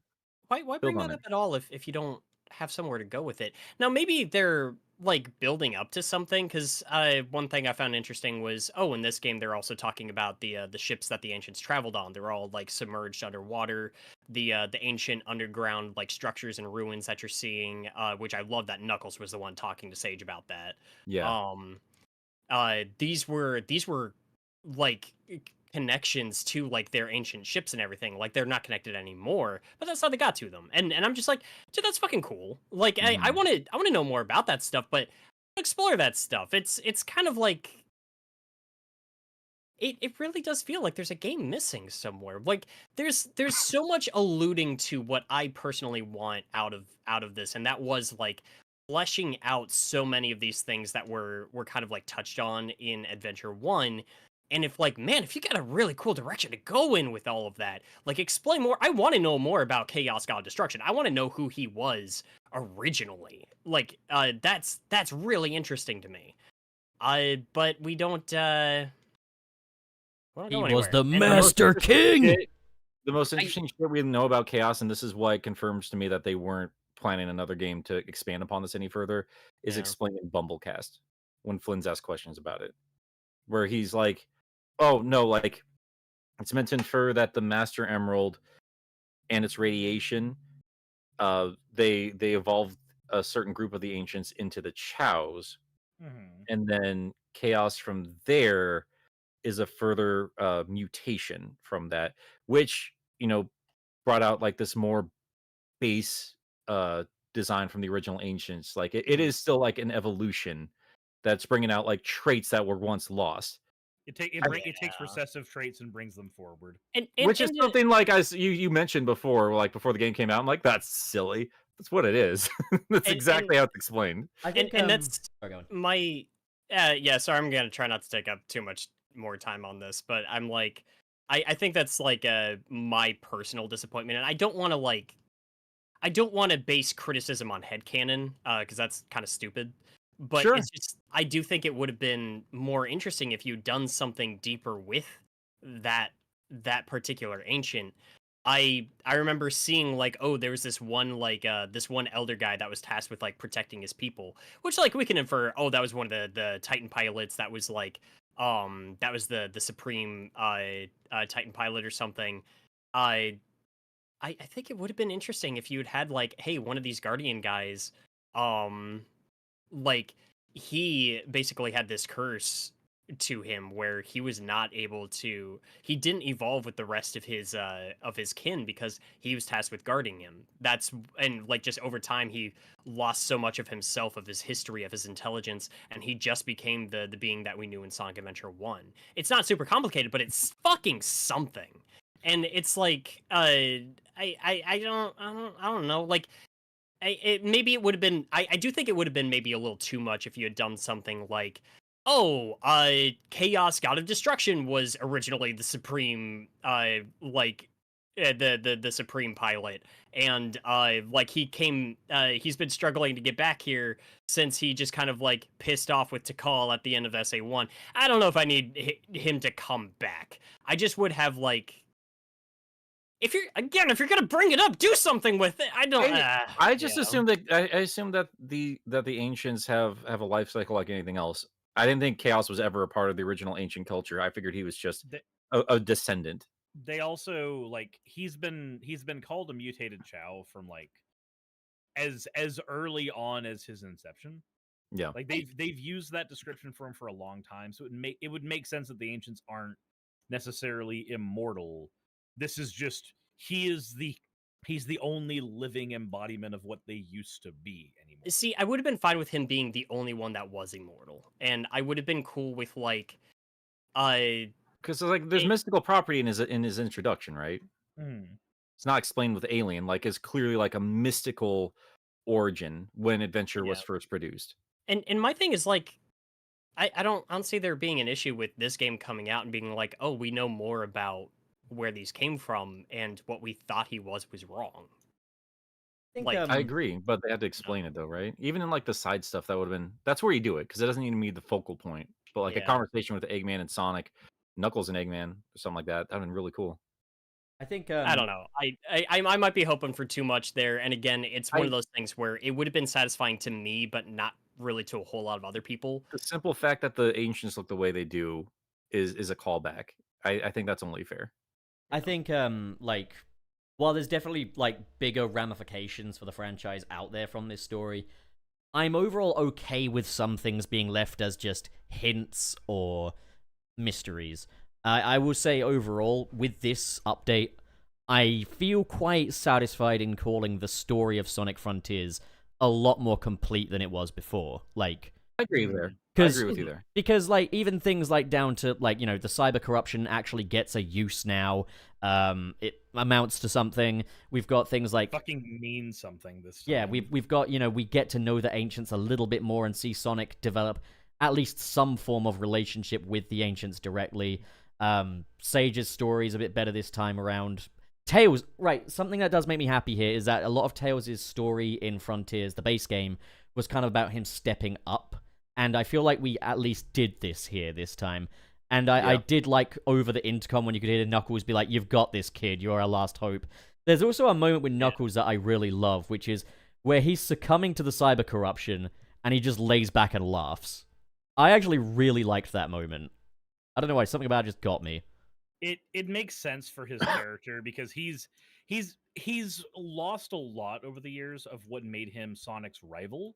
And this game definitely brought a lot of that sibling banter rivalry back to their dynamic, down to like in the base game it was always you can call it sibling if you want.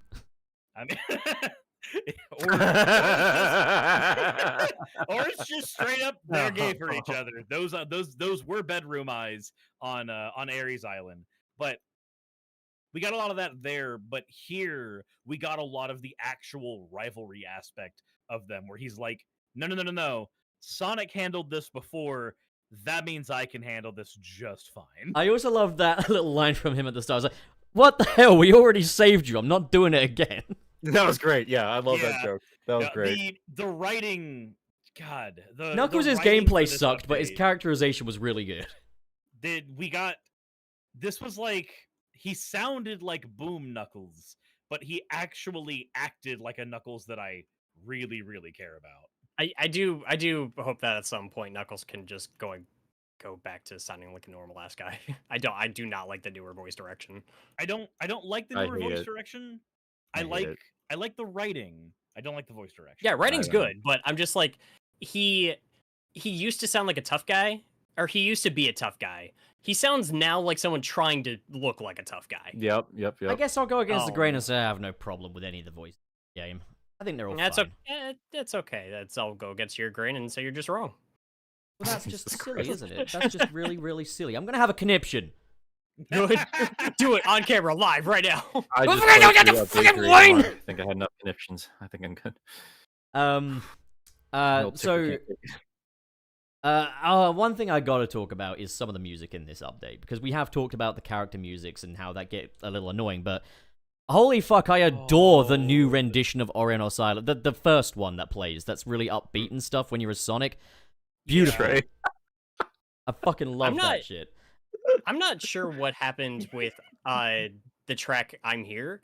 I did not like particularly. I didn't like really hate it or I know anything, what but happened. I didn't care about it in the first time. Now playing through this, I like it a lot more, and I'm not just talking about the new version. Like, I like them both more, and I think a part of it is I just connected with the finale more now, and that would just means something to me. And I kind of felt a similar way, Pup. I want to give you some credit here.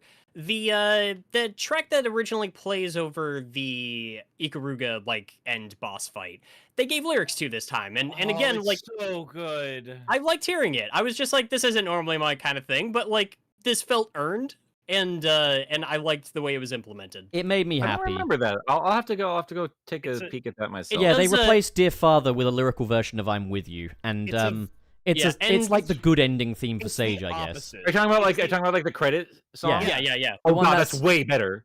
Holy Yeah. shit. Well, Yeah, that is no, literally it's- just the final boss theme of the original version, but with lyrics. but with lyrics. Yeah. And I recognized it immediately, and I was just like, oh, I I'm didn't. gonna be I happy didn't. about I that. just thought it was a new song. I was I- like, I- that's it- so it's- smart. It's Like the when lyrical, it's the It did lyrical really- version. It's leitmotif done so well. So Whoa. it did highlight something for me, and I might be being a little too critical here. It did highlight for me that the original Sage sacrificing herself at the end of the original boss fight and having a sad little moment feels really like it was just we have to have something dramatic happen at the end of this game, and we just have to throw it in there. When you compare it side by side with this, where it's like Eggman and Sage going home, and they're holding hands as they leave, and I fucking loved that. it was a beautiful end. I've seen people It say, really was. I've seen people say though, Eggman deserved this happy end. The fuck he doesn't. He's No, he Hitler in his doesn't. universe. He's a terrorist. Yeah, he's awful. Like fuck that. But like still, I felt Yeah. that. I felt that shit. I did like how, so in the original version of Frontiers, Sage's character development wasn't just becoming more human, but she also became somebody who liked Sonic a lot and started to really, really resonate with who Sonic was. But in this version of the update, we see a Sage that could more easily continue being subservient to Eggman going forward. Because Yeah, that whole this bit Sage- where he's like, I gotta save those, like, it is his to conquer, yes. Like, Yes. and we don't Yeah, see her learn from that. So, like, yeah, we can go in that I- direction now. I which is good. like that because that future-proofs Sage a lot more. I Dude, think I've it's also... sorry. We gotta talk about that actually.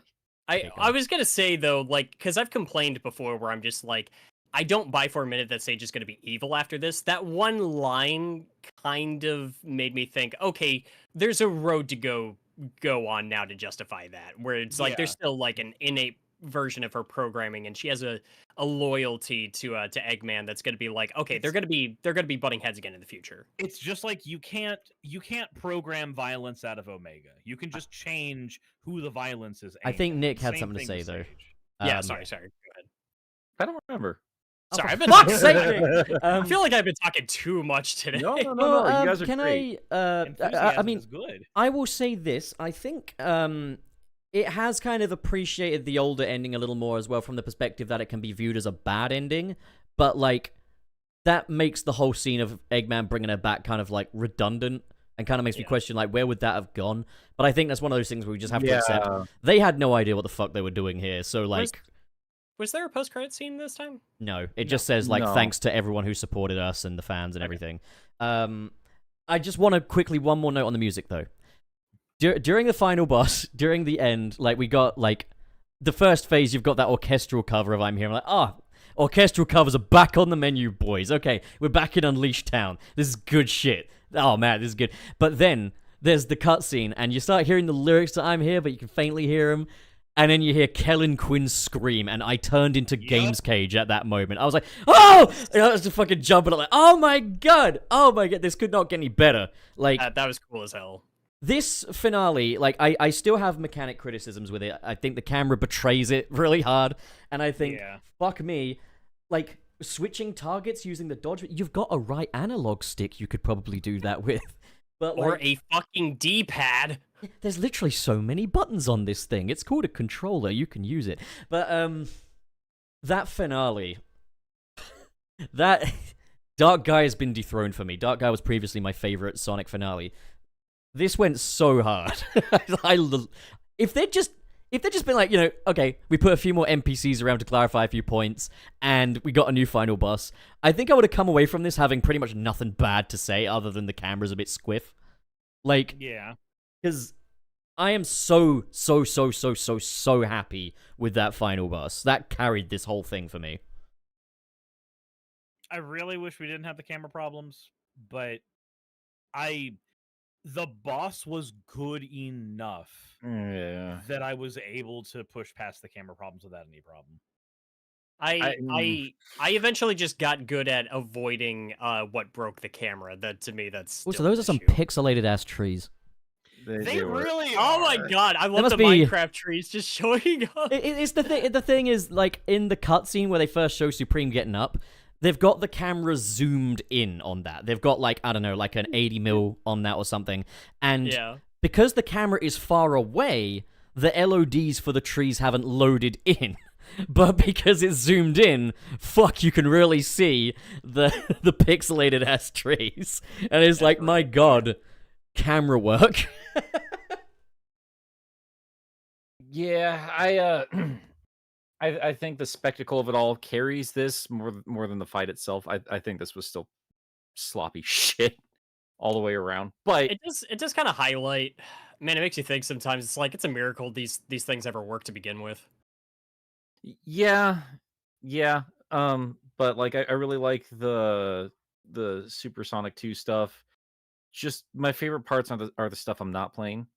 Like seeing the IDW, which is this just hit me just now. Like in terms of like this is like Supersonic but mastered. It was like yeah, but he literally did this move against Savik.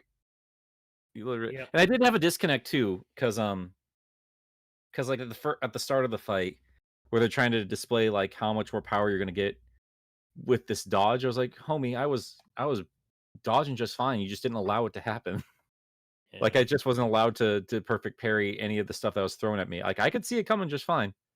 So it's whatever though. Like there's enough here that I'm excited to like talk about this in the video finally. Like I really want to go back mostly for the lore of it all.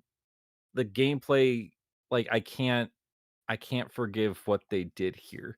Like I don't have any faith in Sonic Team anymore. I have faith in Flynn, and I hope they take the ideas that they brought in here and build something beautiful next time around.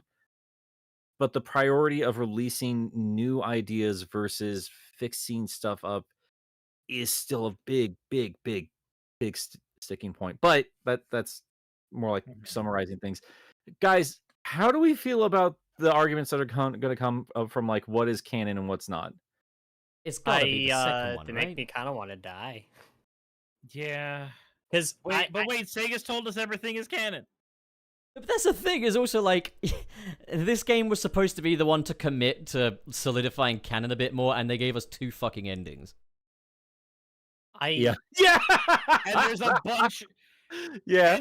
And not only did they give us 2 endings, but they split the motivations of the final boss into the 2 endings. So we don't even know if we can assume that the version of the end that we're fighting in the actual final boss has all the same thoughts and feelings as the other one. But Yeah, but that's the thing, is also like, yeah, the Supreme is like, so did the end come out through the Supreme and then regain its true form and then decide to control the Supreme, or was the Supreme just the Supreme this time? Because it also says after you beat Supreme, the trials are over.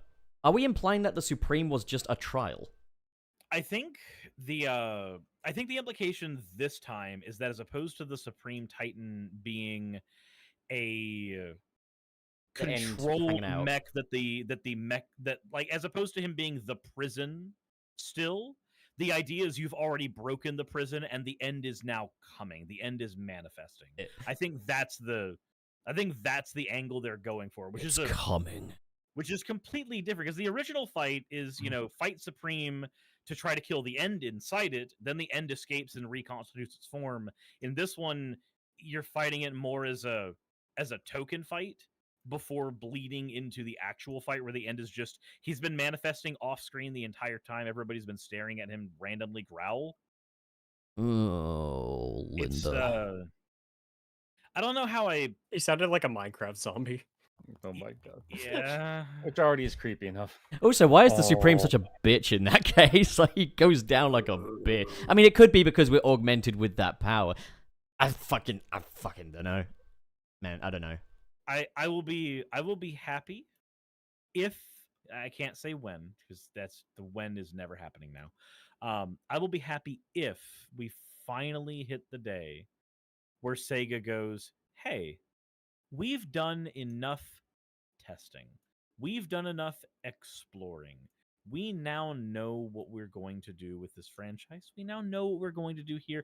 Look at this amazing supersonic boss fight. Look at all of this shit we have laid out. Here's what we're going to do with it. Suris wakes up. His eyes just flare with rage, grabs Sega by the throat and says, "Back to formula," and just throws him out. And Kishimoto just goes, "Do you know how much I have sacrificed?" I kind of feel like Izuka does that enough, like every game. Back to formula. Back to formula. So anyway, yeah, look forward to Lost World 2 coming out next year. That's going to be good. Hey, if Zavik is written by Ian Flynn, I'll be happy with that. In fairness, Lost World is the most polished, like, 3D Sonic game ever made. That's the fascinating thing to me, and I actually want to. That's a bigger discussion. Like we had this talk a long time ago, like in terms of like the conversation that Jay started in terms of like the meta era, and I was like, that's not the problem. That's not the problem. It's back to formula. That's the problem. It's like that's why I called it like it's back to basics. Every game was back to basics, back to basics, back to basics. We're taking Sonic back to his roots this time. Honestly, and then we ended up with, ironically enough, a basic era. It's honestly something that I'll have to talk about this in more depth at some point. But it's an issue the Legend of Zelda franchise has suffered from time to time. Not nearly to as large a degree, but it does have a problem with just not remembering the things it fixed last time. Mm-hmm. Yeah. That's boy, oh boy, oh boy.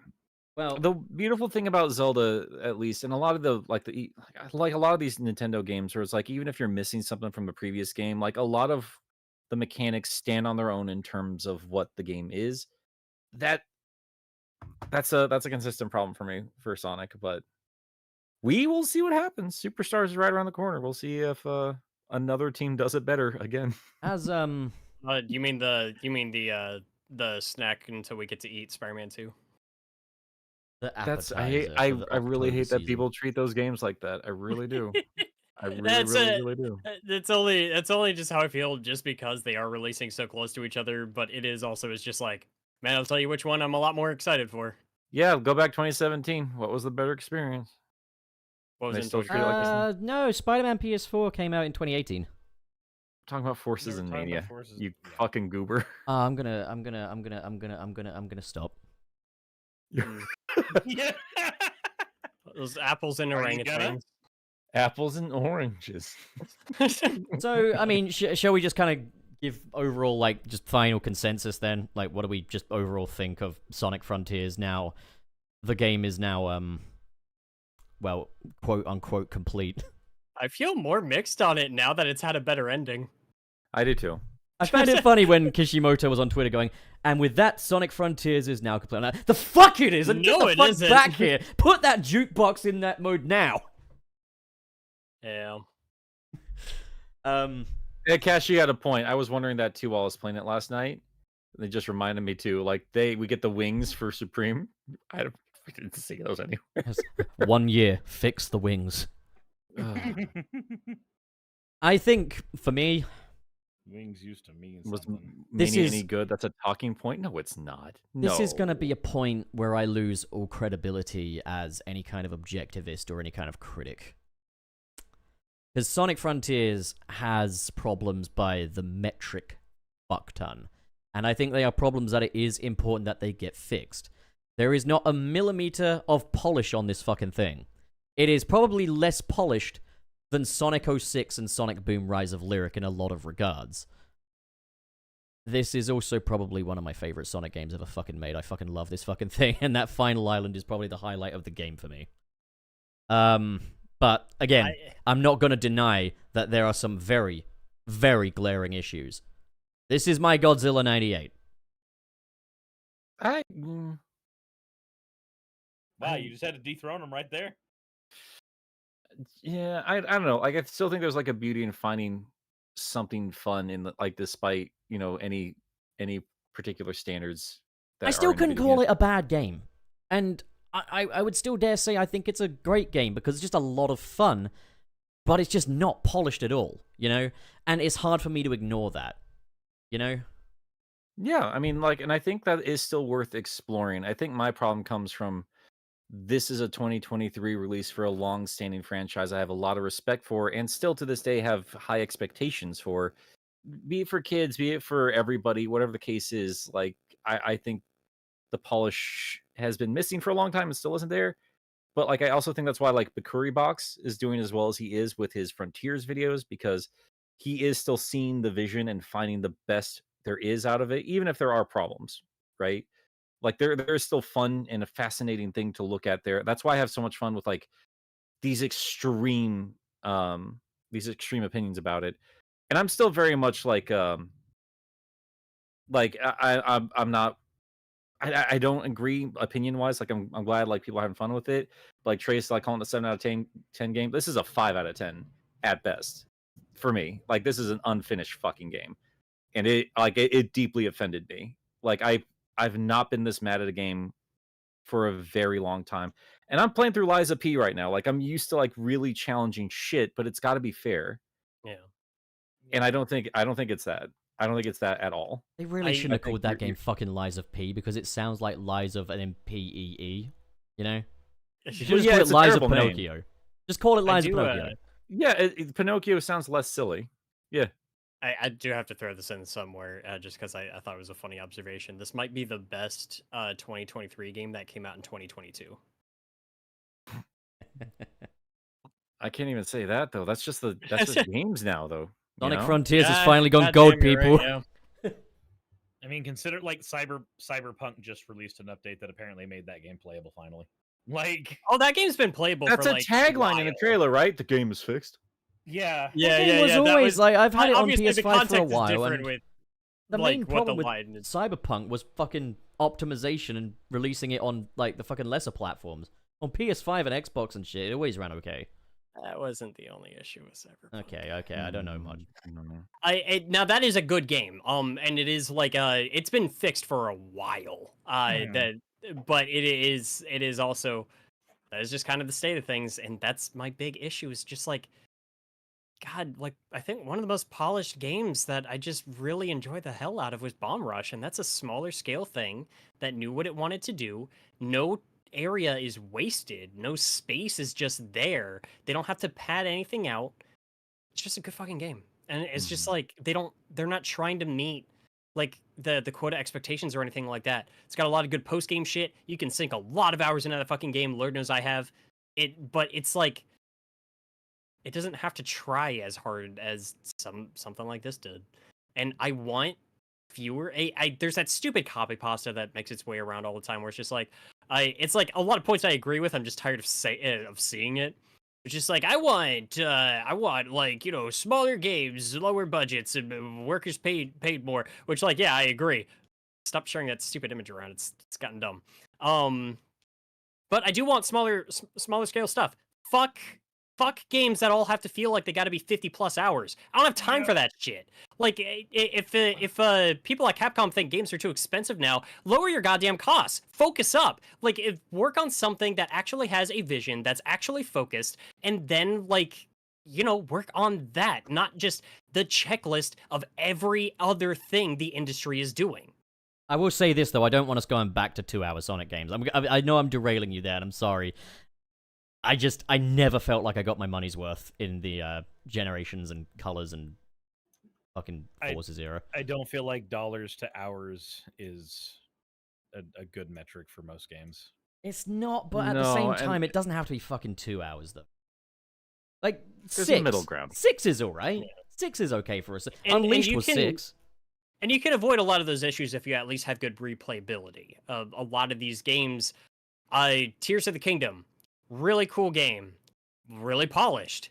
That is not a replayable game. Not to the extent like any of the other games are. That fucking game. God.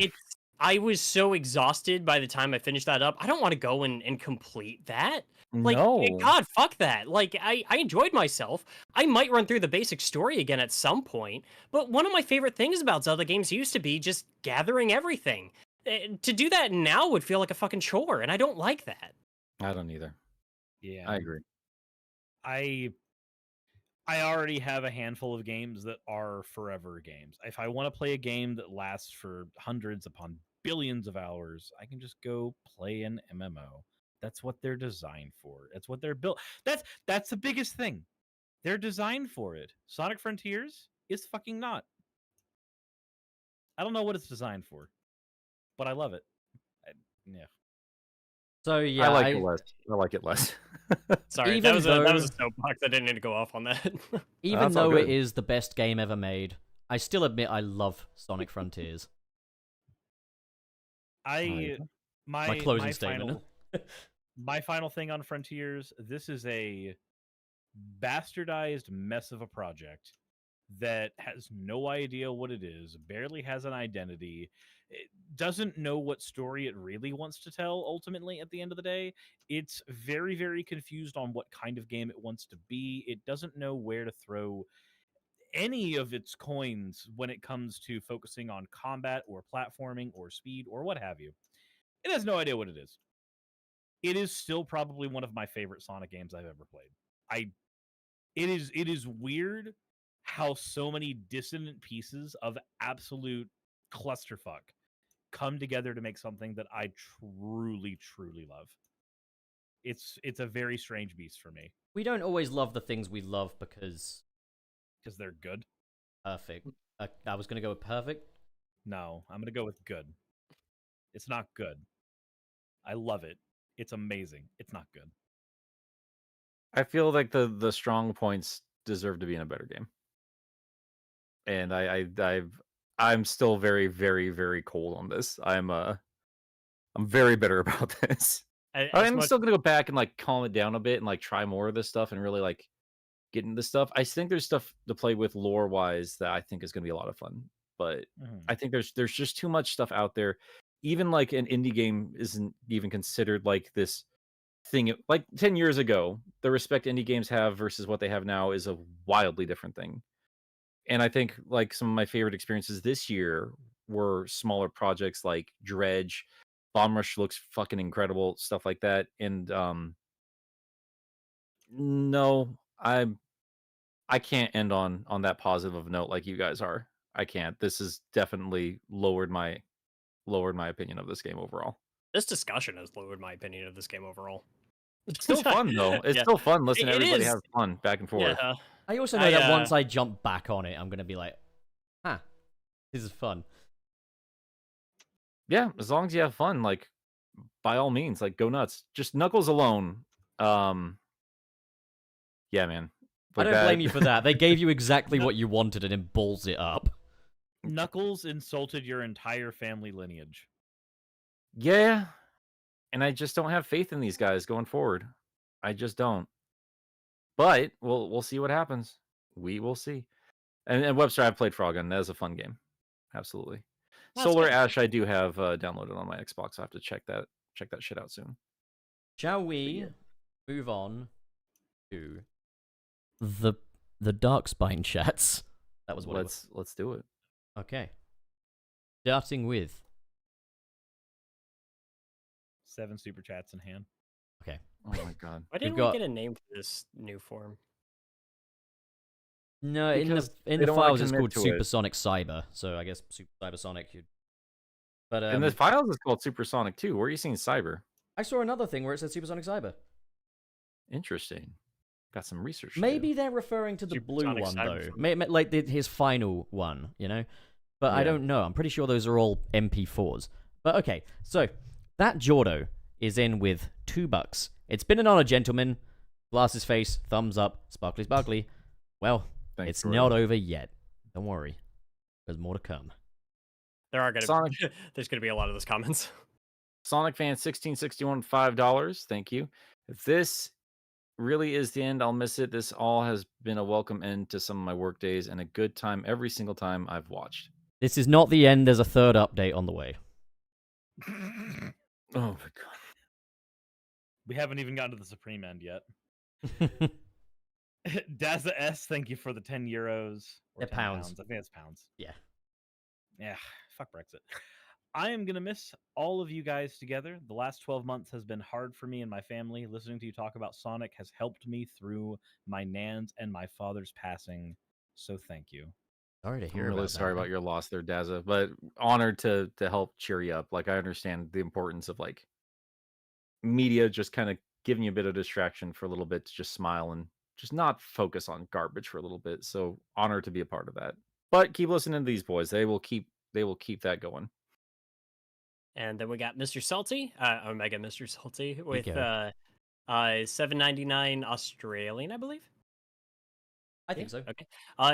Out of all the podcasts I've tried to start, this is the only one I've stuck with and gone out of my way to watch each week. Wish you guys the best. Thank you. Thanks, dude. Xblade02 sends $5 Canadian. Want to thank all of you for the memories and laughs throughout the years. It helped get through some really bad times. Please take care of yourselves. You can tell like really early on we thought we were just ending the show altogether. No, but thank you, Aiden- Xblade02. Yeah, Aiden F with a very generous $50. Thank you. Podcast was such a joy to be with since the beginning. All 3 key members brought a unique view and magic in each episode. What else can I say but thank you guys so much. Much love, boys. May the Nilk sing thee onward. Christ. David Crespo, thank you for the $1.99. Cheers, Nick. Take care of yourself. Thank you, dude. We got Xavier Fortin with $2.79 Canadian. Bye, Dad. Okay, we got Adzinko with £5. My Nick milk is going to expire soon. I'll need a fresh supply. Where am I meant to get it now if you're leaving? I have a Go to the milk fucking store. YouTube channel. Yeah, if you go to Game Easy. Apologist YouTube channel, you can still get the nectar straight from the teat, extra fresh. Well, Little big Delicious. for your britches there, boy. We made you. Uh-huh. I brought you into this world. I can take you out. Okay. Oh, no. Jesus Christ. All right. Whose turn is it? Yours. I think. Is it my turn? Yeah, it's yeah, your turn, yeah. dude. Sonic Fan 1661, $2. Thank you. It's motorcycle parts on a bicycle frame, basically. We're talking about the game. What else? I Wow. could still be talking about it. I don't know. That you know, Either We one. stayed on one topic today. So yeah. We did it. Oh my This- god. It only took 100 episodes. 117. We don't Alright. count the Chronicles without Wayne. True. Yeah, they're not canon. That's a separate ending. Yeah, that's another story. Who's up? Me. Yes, sir. It's me. Um, Jesus Christ. We're on Fox Guy, right? Mm-hmm. All right, Fox Guy, thank you for the $2. I had switched to easy at some point. I did too. Yeah. No shame. We got Ronnie Whitehead with $5. Whited. Sorry. Ronnie Whited $5. It's been a pleasure. Whether this is a goodbye for now or a true end, you've brightened you've brightened my week for a long time. Well, thanks, Ronnie. I'm gonna learn how to read one of these days, I swear. It's all good. Okay. Mr. SP with $10 and 2 cents. See you on some other channel, Nick. Not sure which one that Yeah. is, but you know. Me neither, but we'll see somewhere. I'm sure we'll figure that one out eventually. Webster with £5. Put this towards Nick's leaving party. The podcast won't be the same without him. Yeah, it'll be something fun. It's still going to be a fun ass time here, for sure. Next one we have here is from. Hold on, wait, what? My thing just moved. There we go.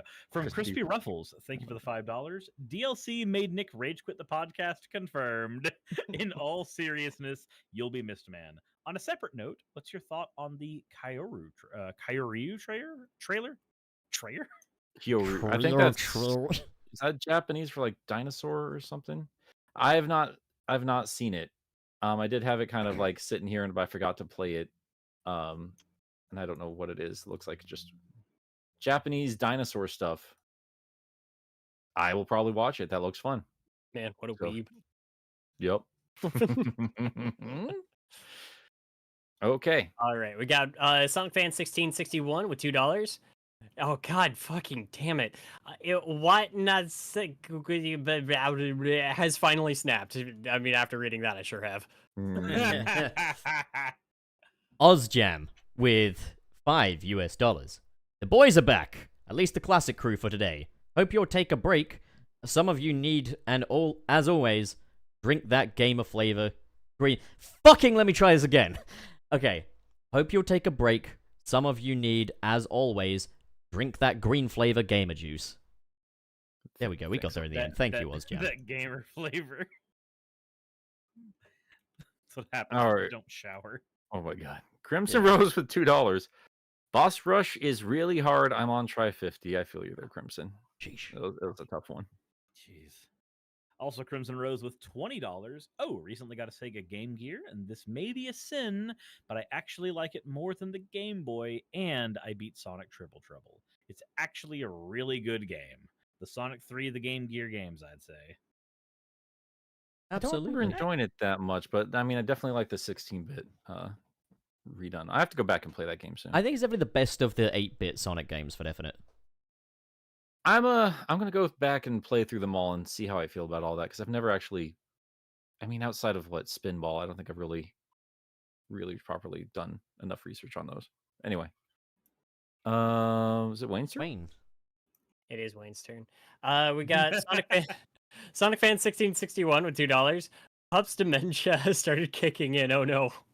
We got Sonic Fan 1661 with $2. Pup's dementia has started kicking in. Oh no.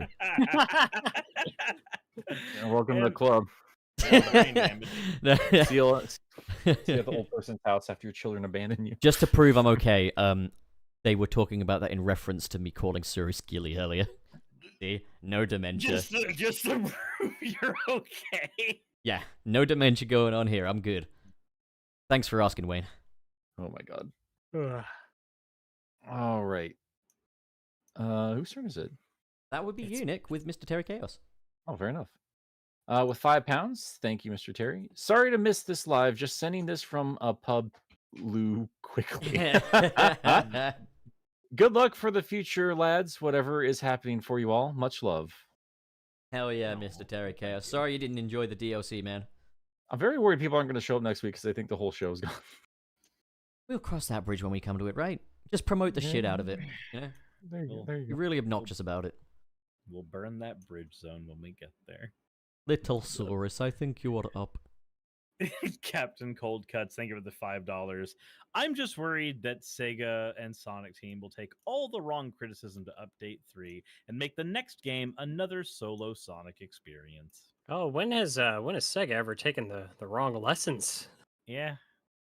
We have no established pattern of them doing this. That's the thing is, I'm really glad they're back. I just want them to... Yeah. Right. All right. Or up. All right. Let's see. You're with Joe We got Joe Madre. Madre. That's clever. Oh. Yeah. Okay. $5. But sir, my self-esteem is so fragile that I can't help but see criticism against things that I enjoy as an attack against my identity. Some fans. Yep, that happens. Little Pup is up next with Oh my god. Azinaut, who sends $9.99 burger. Gonna miss you, Nick. Hope everything goes well for you and everyone on the show moving forward. Toot toot, Nilk Warrior. And a nasty nilk to you too. Gnasty Gnilk. Little Nick, you are up next. Oh, so that's his first super chat, so thank you, Azinaut. Sorry. Yeah, thank you. Sonic Fan 1661 with $5. Thank you. I'm gonna go finish Frontiers. I wish you the best in your next move, Nilk. Thanks for the laughs. Hope all goes well. It will. Thank you. Next one we had here is Little from Saurus, you are up. Oh my god. Yeah, I figured as much. Proceed, cousin Jordo, Roman. Thank you for the... Hurry up, man. Come on. I still can't believe the rewards for 100%ing Final Horizons are tips for fighting the final boss. Like, man, I would have at least appreciated a secret costume like the King Crown for 100%ing Update 2. Give you the Master King crown. Like a dunce hat at the very least. That would actually be really fucking funny, though. Yeah. We got your boy Wayne, you are up. Little one. Thanks. Yeah, we got your boy Joven with $20. Just a token of appreciation for all the good content you guys put out. Thank you, your boy Joven. you. But you're still Appreciate 1 cent short of that $20. Come on. Oh my god. Exo Hedge with $10. How does Sega expect kids to complete this island? The difficulty spike even on easy is ludicrous. Whoever designed the towers is a sadist. Being reverted to level 1 for every challenge is absurd. I agree with what you're saying, but to be fair, I've found that I had more dexterity as a kid and more patience with it. And a lot more time to obsessively fixate on a blue hedgehog, probably. Yeah. All right. That Jordo, $2. The Cybersonic is real. Chow Mix winning for real, for real. God, you couldn't even do it in the One Piece voice. Oh my god. Can we get much higher? So high. OzJam, thank you for the $10. Update 3 has issues and stuff that I enjoyed. Maybe I'm naive, maybe it's low standards, but I'm excited for the future. I don't know. I got other series to enjoy, and Sonic is one of them. Cybersonic was cool. I think I align with that. I feel I can agree with that. I like that other video games exist too. All right. What nay scene? I do. No. Sorry, we're Got Mr. SP. Mr. SP with $10. I have a friend who decided not to try the DLC because he watched me fight the new tower for 20 plus minutes. I got a single portal gear as a reward, then immediately found another under his sign. Worth it?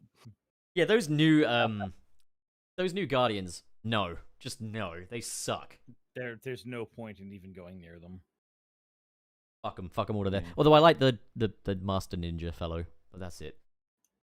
Popweed sends $10. When Sage talked about the different ancient tribes and how one tribe has big bodies, one evolved tails, and one walked on 4 legs, that's literally referencing the different chaos forms. Sick. There's your confirmation of that. Yeah. I didn't know the ancients were chaos. Tiny little also Nick, you are up with Whale Fox Johnson. Where's this? you found a new joke to get tiresome before I leave the show. Well done, Fox.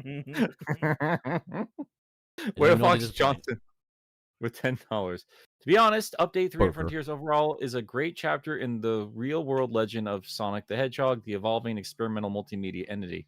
Can't wait to see what Egg Daddy is hatching next. Well, glad somebody's enjoying it. As the credits say, I'm with you. Oh my god. That Jordo, thank you for the $5. You know, it kind of occurred to me. Is this the first time Tails and Knuckles have had a one-on-one conversation without Sonic directly involved? Probably outside of the Boom universe, yeah. Yeah, probably. Actually, Yeah. the movie as well. The movie had a brief moment. Talking like mainline canon, possibly. Mainline canon, I think this is the only time. The closest thing would be like in Adventure 2 when Knuckles is coming out of the sewer and Tails and Amy are just kind of like looking at him like, dude, what were you doing? Or the jarringly like replace Sonic with Tails in his campaign in Adventure 1. At last, the main canon is finally as good as everything else. Yeah. All right, we got Miles the Prower with $5. Can't join sadly, but wishing you all a great one. Thanks for the hours of laughter. You ain't kidding. Many more to come.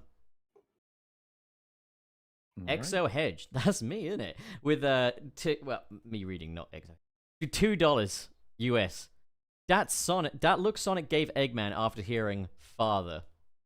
Even clock that. I want to go back and look at that again. Yeah, me too. All right.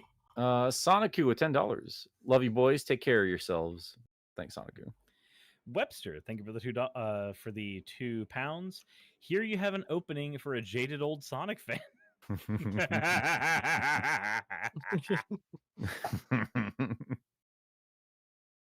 Oh my gosh. That's great. Let's see. We got our friend Stevie with £5.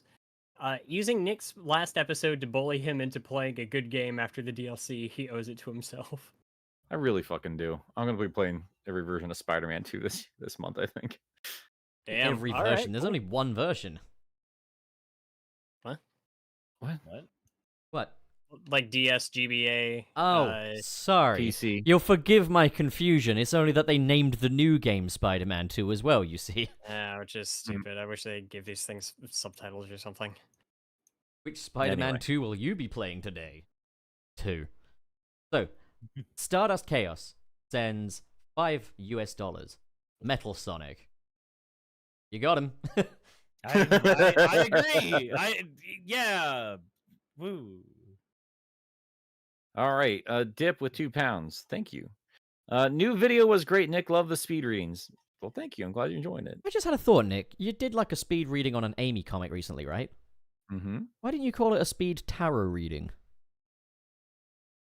That's clever, Pup. That's actually really clever. Because that's what she is. That's her whole identity now. Not Yep. obsessing over Sonic, but dictating every single choice she makes with cards. She's like Harvey Two-Face in that regard, you know? A flip of the coin. You live, you die. She draws a tarot card. It just says, "You fucking die." This is the Well- end for you, Tails. Now she's obsessing over taking people's rings for telling them they're fake horoscope readings. There you go. Yep. Oh, one That's how she thing. makes her money. So, the rings appeared in a cutscene, so they're not just a fucking in-game element, right? They did appear in a cutscene. Finally. Oh yeah.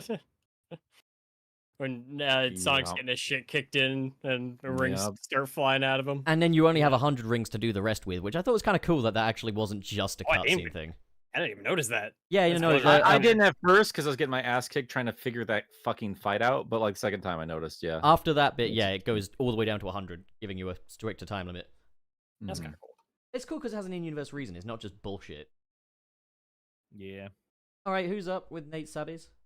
I think it's me. Nate Sabas, thank you very much for the $4.99. Bye, Nick, you old angry turtle man. It's sad that you're leaving. Things won't feel the same, but I hope things will go well for you.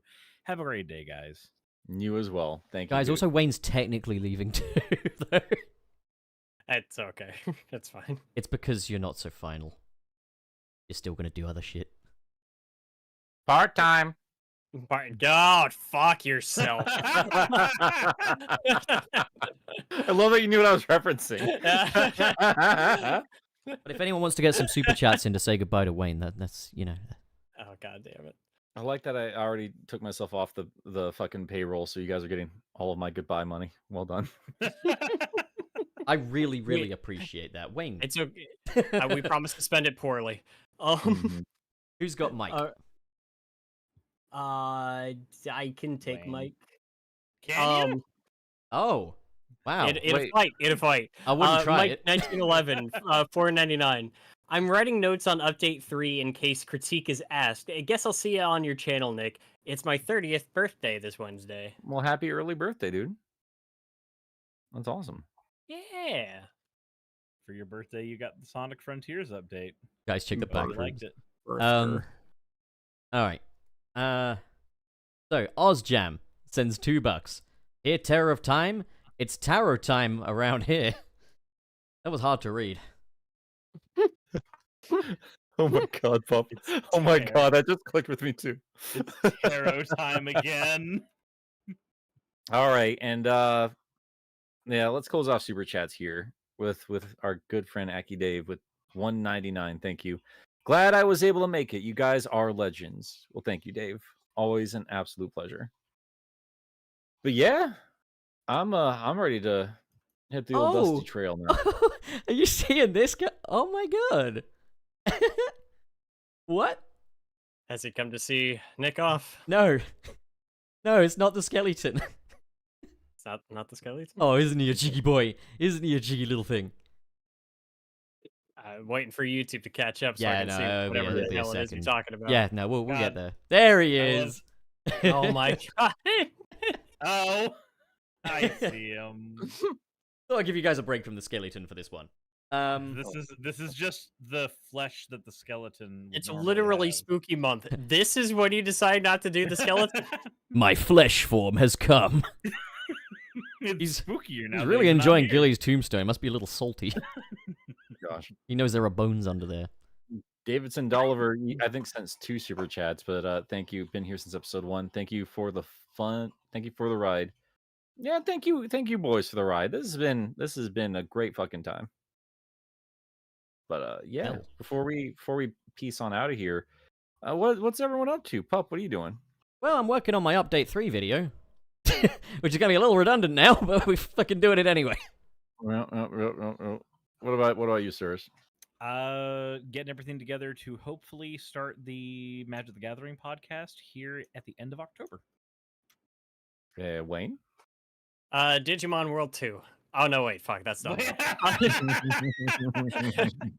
Working on I've got a couple of things in the pipeline right now. The next main one is going to be a video for Metroid Month about the remakes and spin-offs in the Metroid series. That will be going up, at least it's planned, for Halloween. So hopefully you look forward to that. And I'm also planning on releasing some smaller side quest videos and possibly doing some Metroid streams later this month. So yeah. There you go. As for me, you guys want to catch Crimson next time, or just do it right now? I'll do it right now. We got Crimson Rose with $5. By the way, Suris, I share your pain with Sonic 2 on Game Gear. It's soon bad. Like, holy crap. Also, I like that they brought back the Cyclone for Tails. I agree with all of that. Yep. There we go. Yeah, I mean, before I announce my stuff off here, like maybe you guys want to talk about it off camera or not. Like, should they expect a show from you guys next week, or are you guys kind of up in the air about that? We'll keep them posted on the Twitter and on the Patreon. As of right now, discussions need to be had. Yeah, Fair definitely. enough. Like we got to figure out what we're going to be doing going forward. But yeah. So but yeah, audience, this is not necessarily the final episode. There will likely be more, just maybe at a later date. Maybe we just need time to work things out and see who's taking whose place, or what the new lineup is going to look like. But we want to bring this back, right, Suris? Yeah. Hell yeah. Is it bold to say that you guys will at least be around for Superstars? Oh, absolutely. Yeah, we'll have We'll something sorted by then. Easily. So, just I guess before we end this, Nick, Wayne, been an honor. Well, thanks, man.